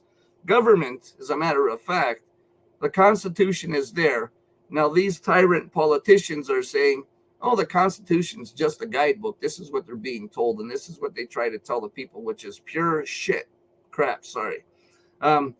They're telling people that the Constitution is a guidebook on how to govern the people. Absolutely not.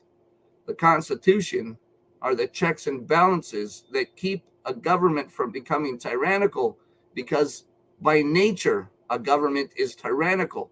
This is why we've seen the Ottawa tyrant stuff. And you've seen it. How long did I say all through Ottawa? Don't back down from these guys. What they're doing is unconstitutional. Get arrested if you have to. Bring constitutional challenges. Sue the piss out of them. Get some of your damn tax money you've been paying all these years back, and then some. These guys do not care about rights. And this is why they always use safety, and they bring something in under the guise of safety continually. And that is to strip you. And I'll bring up a good example. Yeah. So in Niagara, the Niagara Regional Police Department, they militarized their force quite a bit. And not only, I'm not going to pick on the NRP only, but several police forces, they got assault vehicles, military assault vehicles. And they got all of this stuff. And now they just come out with an article after they've been trying to strip us of firearms, banning all of our firearms, trying to declare everything illegal so we have nothing. Then they turn around and now they say, oh hell, from our budget we got ourselves a surplus of money. What are we going to do with this lovely stuff? Well, now they're buying military firearms for the police force. A domestic police force should never, ever, ever in a million years be militarized. We have the Canadian military for that if their need arises. They should never, and you know, a lot of these guys do steroids, and we've seen steroid rage come out of it, and a lot of stuff has happened really bad by these guys, and a lot of them, they don't give a crap. Have you seen, I can't remember whose video it was, but they had all the groups, and it was in Ottawa, and all these prick cops were stealing their signs from the ground, which they can't do. That's a constitutional protected right, so they're breaching their rights, but none of these guys take the Ottawa Police Department to court or you know, whoever for under the Constitution, because they're infringing on your rights. So this is how they strip him. So they get used to doing it. They steal their signs, do it over and over and over. But the key thing that I noticed, we got to take ourselves back to the Ottawa protest. We seen what was there. That they were having the text messages between them, and they were saying, they're going to feel our thunder under our jackboots, something along those lines. I can't remember 100%, but something along those lines. So that shows you these guys are acting like Nazis, like the brown shirts back in Hitler's day. And not only that, but these cops that just took all these signs and everything, they all have freaking Hitler mustaches. All of them, almost. And the other ruling that was out there, the police have to have their name, their identification, and badge number has to be on them at all times. And the lady cop was wearing a jacket over everything, hiding it, because these cowards don't want to be exposed. And this is the reason why their names are to be out there, so the citizens, the public, can have their names, can sue them. And this is a way they try to hide and protect behind things. I want to just say this. If you guys remember, during the mayor campaign, I'm gonna bring an image up here. This is actually kind of funny that you bring this up. Let me just I think, yeah. Okay, I found the image. I'm gonna load this image up. Give me a second there. I want to put this up, and I'm gonna make a very, very valid point here. That all of you can be citizen journalists, and all of you can add to the knowledge base that we, the people, have now against this government, period. So here's the photograph. If you remember, this was that Sarah Nunn maniac that showed up to Pastor Archer Pavlovsky's place in 2021, and she showed up with all those thug cops. She accused me of not letting her in the building, but as you can see, I'm just holding the phone up. If she had walked around me, I would not have interfered with her in any particular way. So 1, 2, 3, 4, 5 cops. Then what had happened is our photographer at the time, his name was Logan Murphy. He's the guy that later on went a bit kooky, but he had a very high resolution camera, and he was snapping their faces and their badge numbers and their names on their badge numbers from across the road. High res. The zoom lens that he had was probably good for 2 kilometers away. All right. So he put all their faces out there and their badge numbers and whatnot. This is what we need to do. The police stake us out all the time. Why are we not hiding across the road in cars and zooming in, click, click, click with these amazing cameras? Zoom lenses are not that expensive anymore. We can get our hands on these things and keep a database, a public database of all public employees, bylaw officers, cops, politicians, AHS staff, Ontario health staff, I mean, if they work for government, they should be exposed with their names, their badge numbers, all this data available to the public so that we can sue them when they do invariably break the law and trample on our rights. They've done it. They'll continue to do it. So, and I'll take that a little step a little further. go. Any public servant that is working while on duty, they have no expectation of privacy. So you can videotape, film, whatever. Now, this is set in stone also in several court cases. But the whole point here is not just sue them and get money, but you have to bring up constitutional challenges if you're arrested. You have to bring up constitutional questions when they're doing something that they shouldn't be doing, such as forcing speech and stuff into somebody to sign an affidavit that's not true because they don't believe it and break the law. So there are things like that. We have to bring them first. The suing can come after, but you have to start off with your enforcement and your defense of your constitutional rights. That's the first step. And they've gotten quite liberal with infringing on private property rights and constitutional rights since the beginning of COVID. This is, and it's continuing. And if you want, actually, this is a good segue into the link that I sent you in Halberton, what's going on now, and we're shaping up for a fight. Before we cover anything more to do with private property rights, I just want to remind absolutely everybody that I am putting my name in to run for mayor of Mississauga. The first act is we're going to arrest this creature of the night, Bonnie Crombie. Bonnie Crombie is no longer, she doesn't have any political power right now. She doesn't hold public office anybody. She's now the leader of the Liberals, but they barely have party status.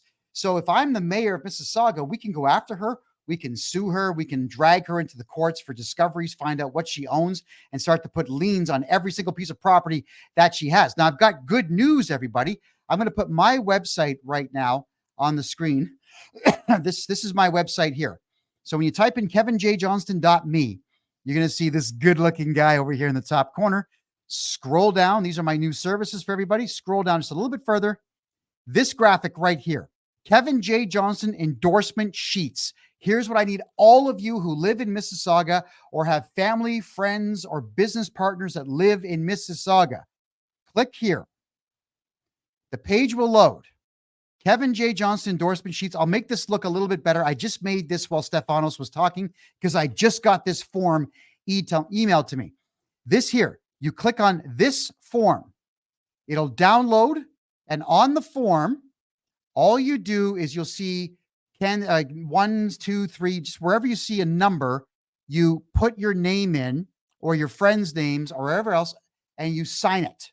We need to get 25 endorsements. It's 25 people who live in Mississauga to endorse me to run for Mississauga. That's all we need. I'd like to get 40 or 50 because you know that they'll scrutinize everything and start scratching them out.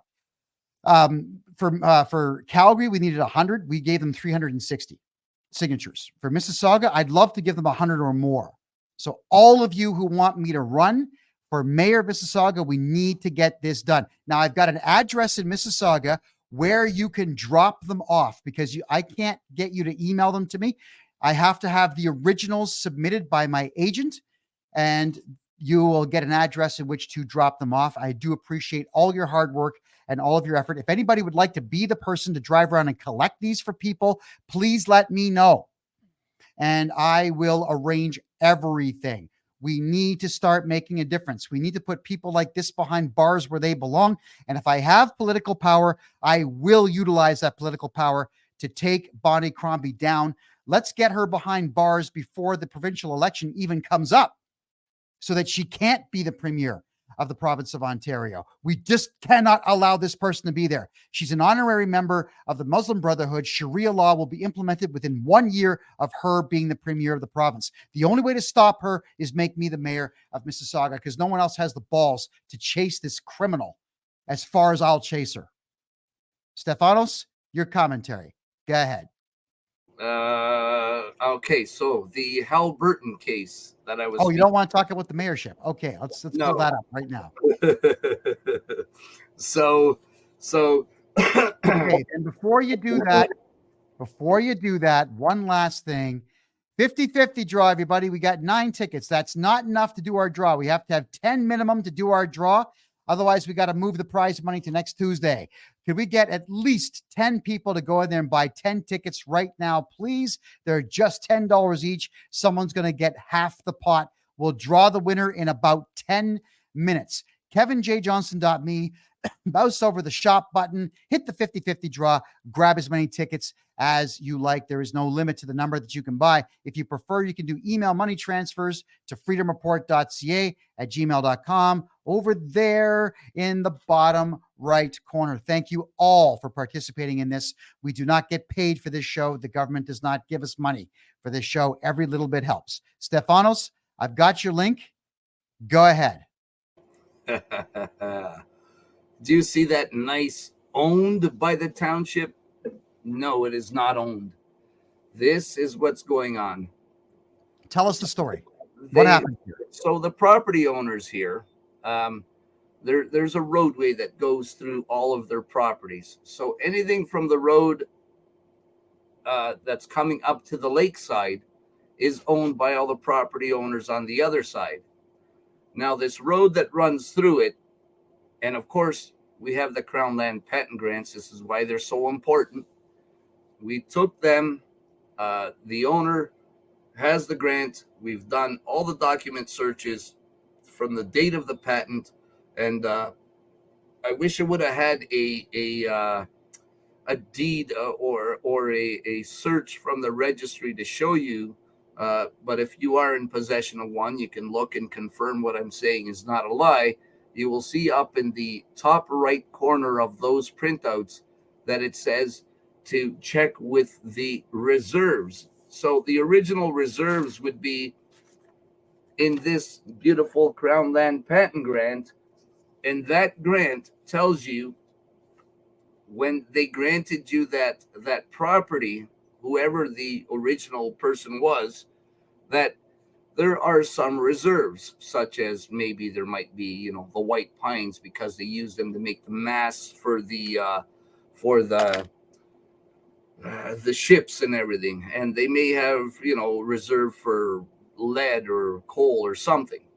So those reserves are only there to the crown for 60 years, or the 60-year prerogative, and after that 60-year expires, all those rights, all those reserves return to the private property owner. So now you own everything, period, after 60 years.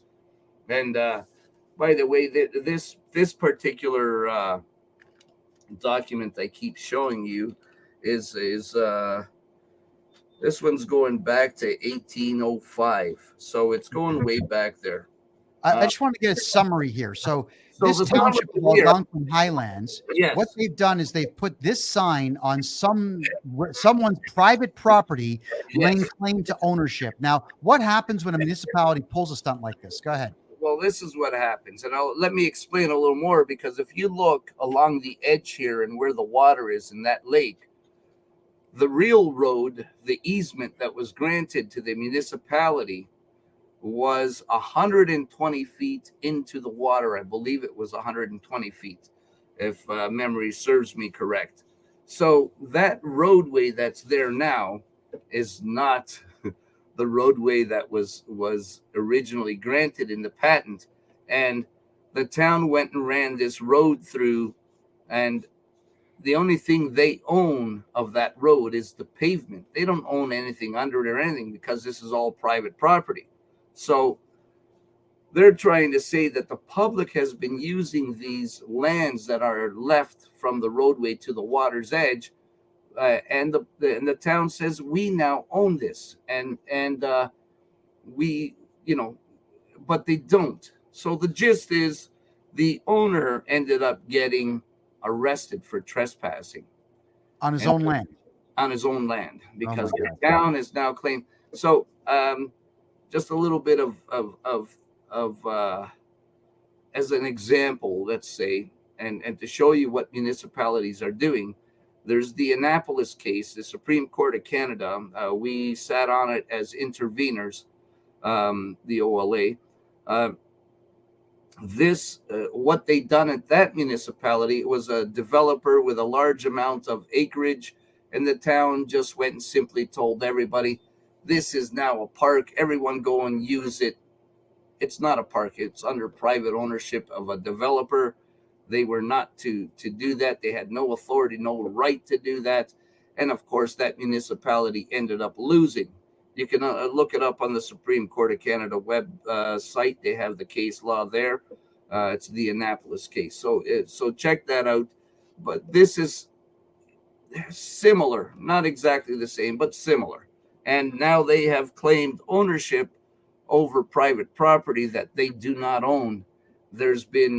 I believe there's been 2 demands for disclosure, and it's fallen on deaf ears. So they are not even giving disclosure at this, and this will end up going to go, if need be, all the way up to the Supreme Court of Canada.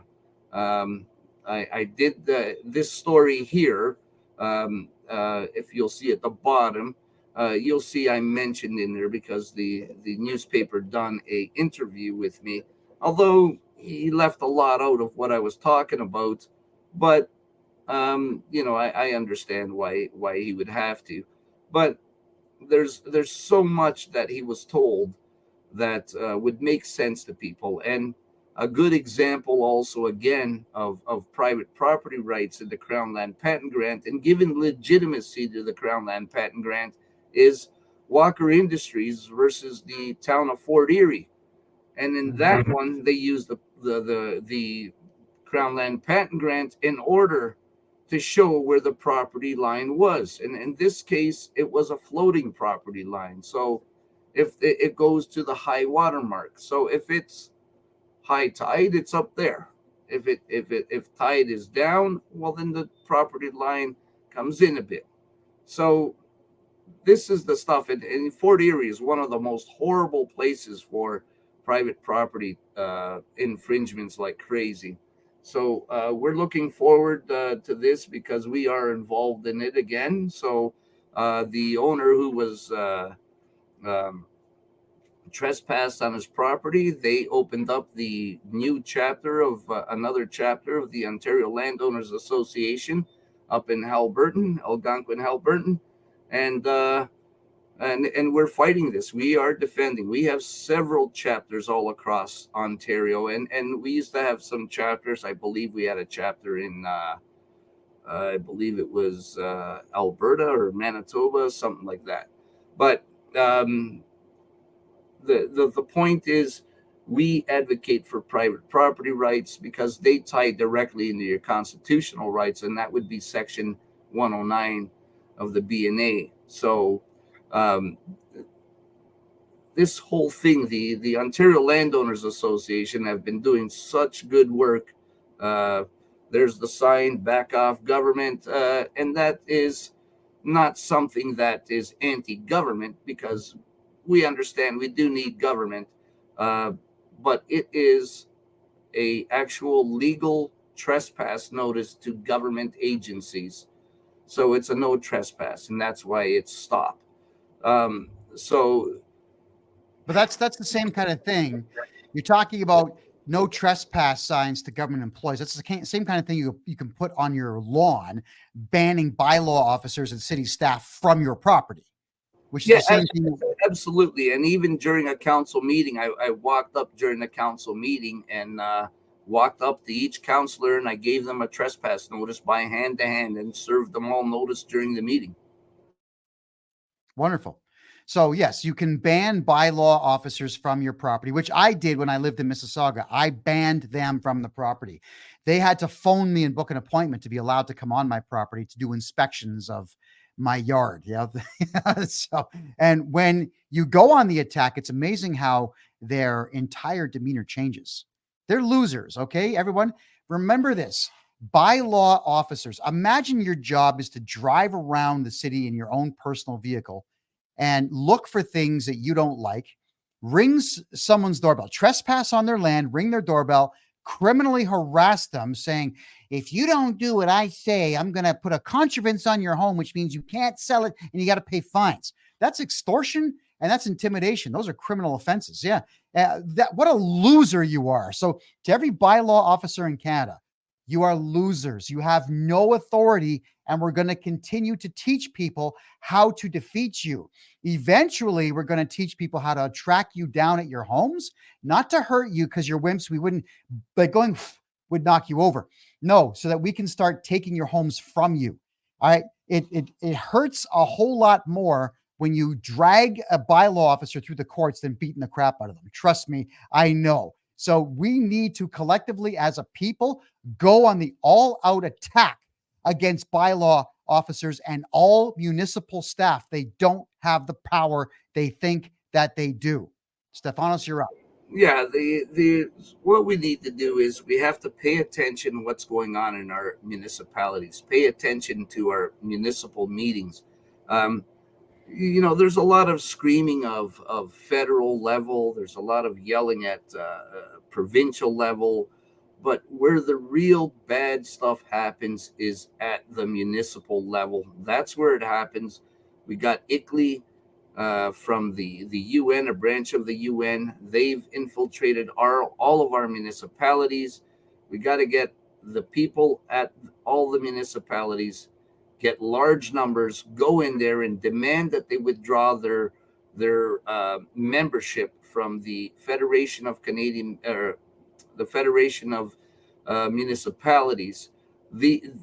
That is ICLEI. They went and changed their mind or their name because they were discovered as to what they were doing, and that is on the provincial and municipal levels is where Agenda 21 is pushed, and on the federal level is where Agenda 2030 is pushed. So this is all one world government takeover. The municipal primer for sustainable development. This has been around for ages. They're constantly evolving. Make sure you check out the UN's website, check out ICLEI's website, so you can educate yourself. You can spot what's going on at a moment's notice when municipalities are trying to do things and put an end to it quickly. And the best way to start is by forcing your municipalities to rescind their memberships to the United Nations. There's no reason why they should be doing that. And there were several municipalities that went to this stupid, what was it, that dumb meeting, Davos, that just happened. They all took a lot of councillors, mayors, or whatever, and paid for their tickets and everything and sent them out there. Why? And that's because they're moving in on a starting at the lower ends to push things through. Yeah. Okay. So we need to just make sure that everybody is weary of the fact that we have municipal people. They're just people. They're just mammals, everyone. They're losers trying to take your homes away from you. And I can tell you something about bylaw officers. When you go to their homes and serve them court papers, they cry, they whine, they call the police, they panic, they hide behind their curtains. City councilors will do the same thing.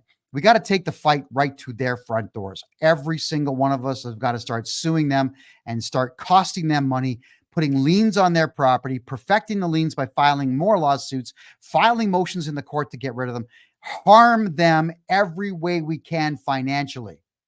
We just have to go on the attack completely. Stefanos, anything else you want to say? Because I just want to cover the mayor bit one more time. All right, I'll do a quick one, and you should all get out there. Type in your Google searches, the First Movers Coalition. They are on the WEF website. You will notice all your municipal speed cameras that they've been putting up and everything. These red light cameras, they are all from AES. They're part of the First Movers Coalition. You will see there is the initiative of the First Movers Coalition.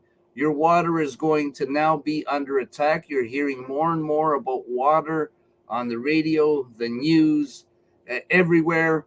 This is why. This is called training your mind to bring you into acceptance of this, to normalize it. And then you go to Google again, type in Canada First Movers Coalition Agreement. It's right on the federal Canadian website. There's an agreement between Canada and the First Movers Coalition. So this is another backdoor way they come in. It involves everything. It involves the trucking companies, the shipping companies, rail, you name it, they're all in there. Well, that's the WEF one. That's not the one. There's one. It's the agreement between the Canadian government and First Movers Coalition. Zero Carbon Technologies. That's right off of Canada.ca, by the way. There you go, boys. And This there's is the also official government website for those who are curious. Ed, go ahead. What's up? Is this constitutionally legal? What they're doing, is it allowed under the Constitution? no, and in my opinion, it's not allowed under the Constitution, nor is it allowed. This is foreign entities. These are people that are not even elected, not bureaucrats in Canada, not nothing. There's a zero authority whatsoever making all these things and pushing these agendas through. And I'm really shocked that nobody knows anything about this, because remember during the lockdowns, we were trying to figure out why we had all these shortages, and we're still having shortages, but all these ships were waiting off the coast, no cranes emptying them, all the trucks waiting to be filled. This is it. This is what was going on. They are intentionally going to be holding back supplies, things we need, and their next target is the water. So you're going to see an increase and attack on our water and a restriction from our water. So you're seeing it all over. Places you used to be able to launch your boat are gone. Places that were beaches and you were allowed to swim are gone. Access to rivers, lakes, everything gone. This is what is behind all this, to keep us away from the water.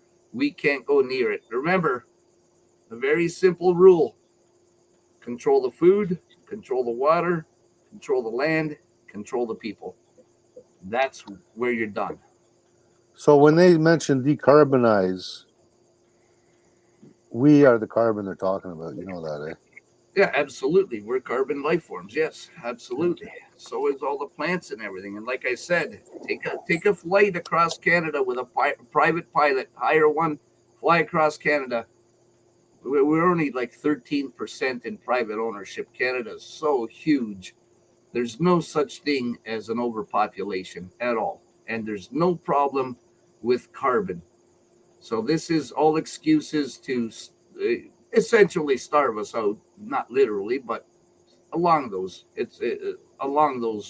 lines, and to gouge us for as much money as possible until they get complete control over us and we have full-blown communism all around the world. Have a look at this. Mandatory ban on non-essential water use in Edmonton and the capital region is lifted, but why was there one on in the first place? There's the question I've got. That's all part of the training, to be accepted, to be normalized. And the more we have of that, the more normalized we get, the more we accept. Maintenance is what they said. Maintenance. Now, look, this is the same type of thing that Toronto police were doing.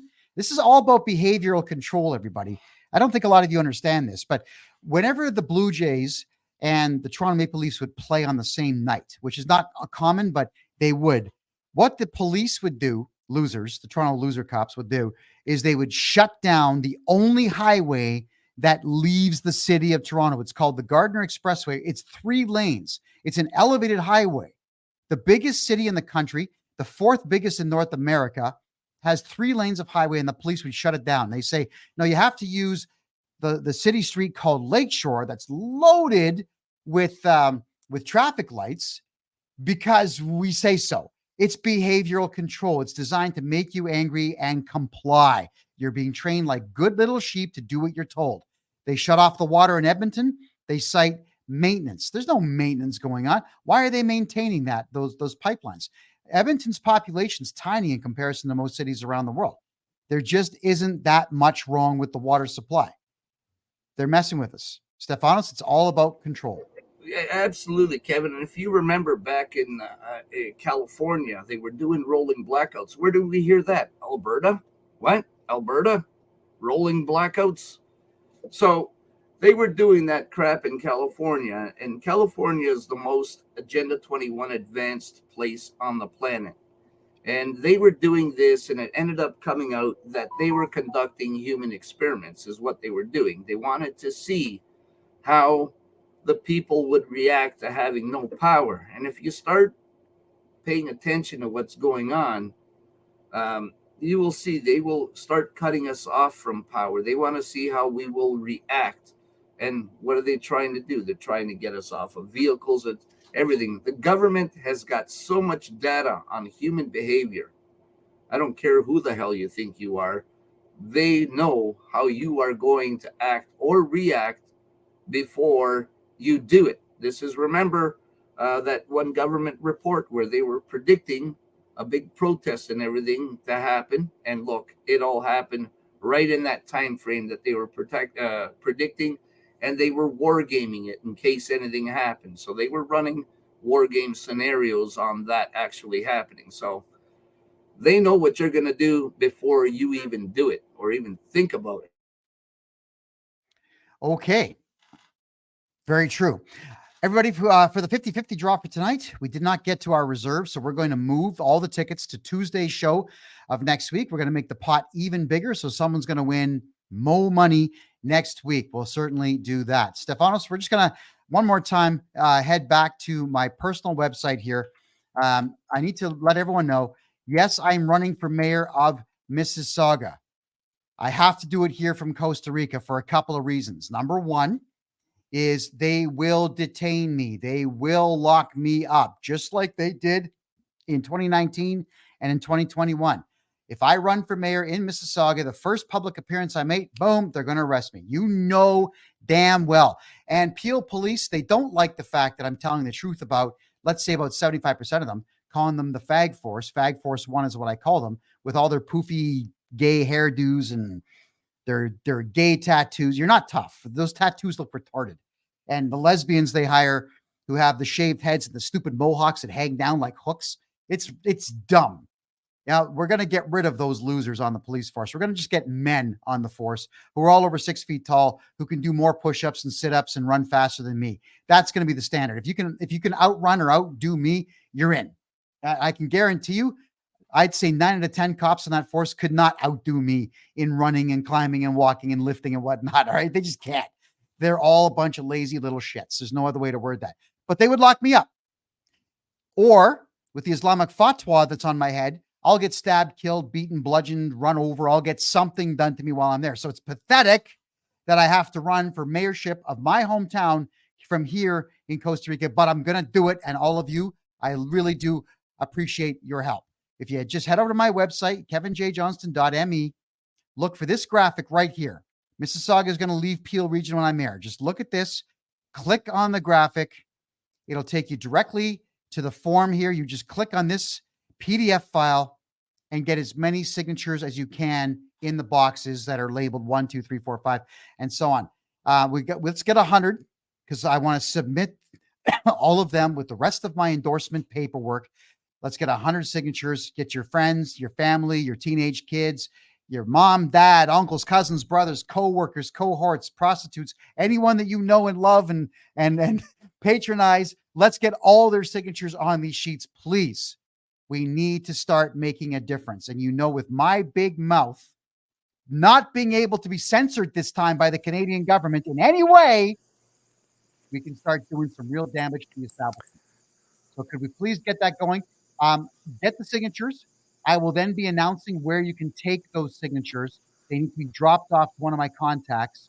That contact will be ready on a select day at a select time. He'll take everything from you, and then we will go ahead and submit all that paperwork.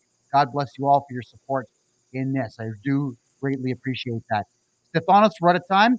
What is your final remark for the night?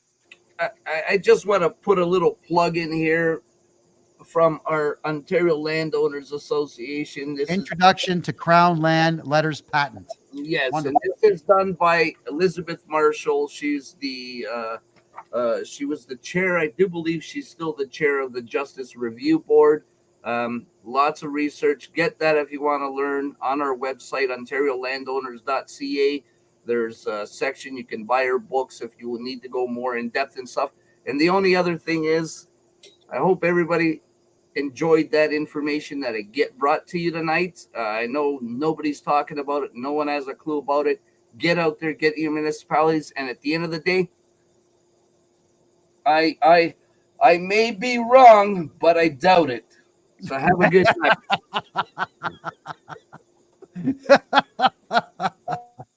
Probably not. Stefano, say, man, great to see you again. We hope to see you again soon. Yeah, thanks for having me. See ya. No worries. Good night, brother. Good night. Ed, final statements. Go ahead. You know what? My mouth is watering thinking that Adam Skelly could sue Eileen Davila, wipe her out financially, and then maybe reopen Adamson's Barbecue. Man, could you imagine getting good tasting brisket again in Toronto? That would be absolutely stellar and amazing. And it's sad that Adam Skelly had to leave the province of Ontario to go to Alberta because the cops wouldn't leave him alone. Yeah, that's the thing. That the cops just needle harass, follow, call, needle harass. It's ridiculous. That's what the Peel Regional Fag Force 1 was doing to me. Yeah, but clearly tonight, Stefanos brought to our attention, Eileen Davila was overstepping her authority. Let's nail her butt. Every single municipality overstepped their authority. And every single city councillor that voted for any of those COVID mandates whatsoever is guilty of murder, guilty of high treason. They're guilty of everything. And that is why you've got to be so careful what it is you're going to put your name on. I would never, if I was in the mayorship position in Calgary, I would never have endorsed a single one of those things from COVID. I would have been out there every single day saying there is no pandemic. There is no COVID-19. Take the mask off. Go back to work. Let's get the city running. Calgary would have been the number one city for commerce in the country if, I did win, but if they hadn't rigged the election. Go ahead. What kind of lawyers does the city hire? Like, are these guys like minimum wage wannabe lawyers, or like, don't they even ask for information? Like, is this legal? I want to give you an example. Are we authorized to I actually do want to give you an example of the types of lawyers that they hire. The city of Mississauga, Bonnie Crombie did not like the fact that I placed second in the mayor race. So a year later, she sent a whole bunch of summonses. So I appeared in court to talk about my signs. They were accusing me of having put my signs on land. Now, it was a 4-day trial.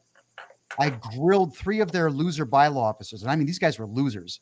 And I also grilled some other guy who was the guy that measures land. What are they called? The surveyor, the key surveyor. Now, in the deposition that this guy gave, when I was questioning him on the stand, he was saying, well, I don't absolutely know where the city property begins and ends. It's all estimation. I said, is that true for every property and every survey you've ever done? Yes.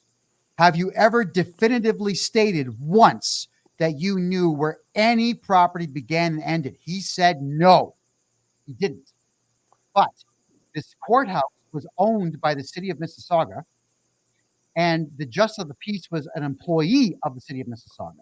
Now, I had really needled and harassed one of their prosecutors, who was just some loser working for the city. She was so afraid of me, she refused to prosecute.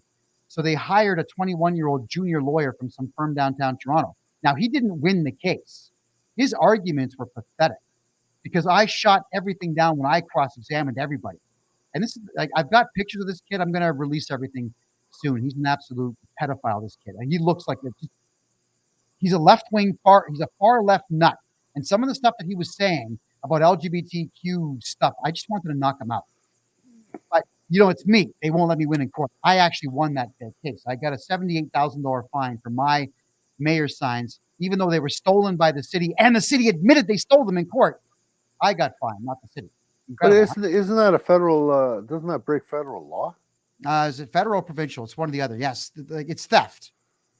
And Bonnie Crombie is the one that sent them out. So if you guys want to see Bonnie Crombie in jail, just make sure that I win the mayorship of Mississauga. I mean, theft over 5,000, or we could say theft under 500 times what, 1,000 signs, whatever she ordered people to steal, she's responsible for. I would love to have Bonnie Crombie in handcuffs. As the mayor, I can do that. I can do it. So let's just get me into that mayor's seat. Please go to my website, grab that endorsement form. This one right here, this PDF file that you see right here. It's called signatures-Kevin J. Johnston.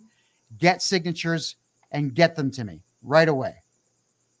All right, there we go. Ed, leave the buttons alone. I know you like to push buttons. Stop it. All right. Ed, that's it. We'll see you next show. And that's Ed Janosek, everybody. Wow, what a show. Stefanos always gets us the best stuff. I know that you wanted to see Stefanos back on a weekly basis. The man has been busy fighting the fight that needs to be fought for all of you. We want to make sure at the Kevin J. Johnston Show here, all of us, the entire team, that we want you to fight for your rights. We want you to understand that people who work for the government tend to be stupid, unimaginative, lazy, and gutless. And I know this. Every bylaw officer in my hometown of Mississauga, wimps and cowards. They cry whenever I would phone them at home to discuss what they wanted to discuss. How did you get my number? It's because I'm the best, baby. That's how I got your number. And boom, cops are at my door. You can't call them. Well, they can't come on my property then. How's that sound? Yeah.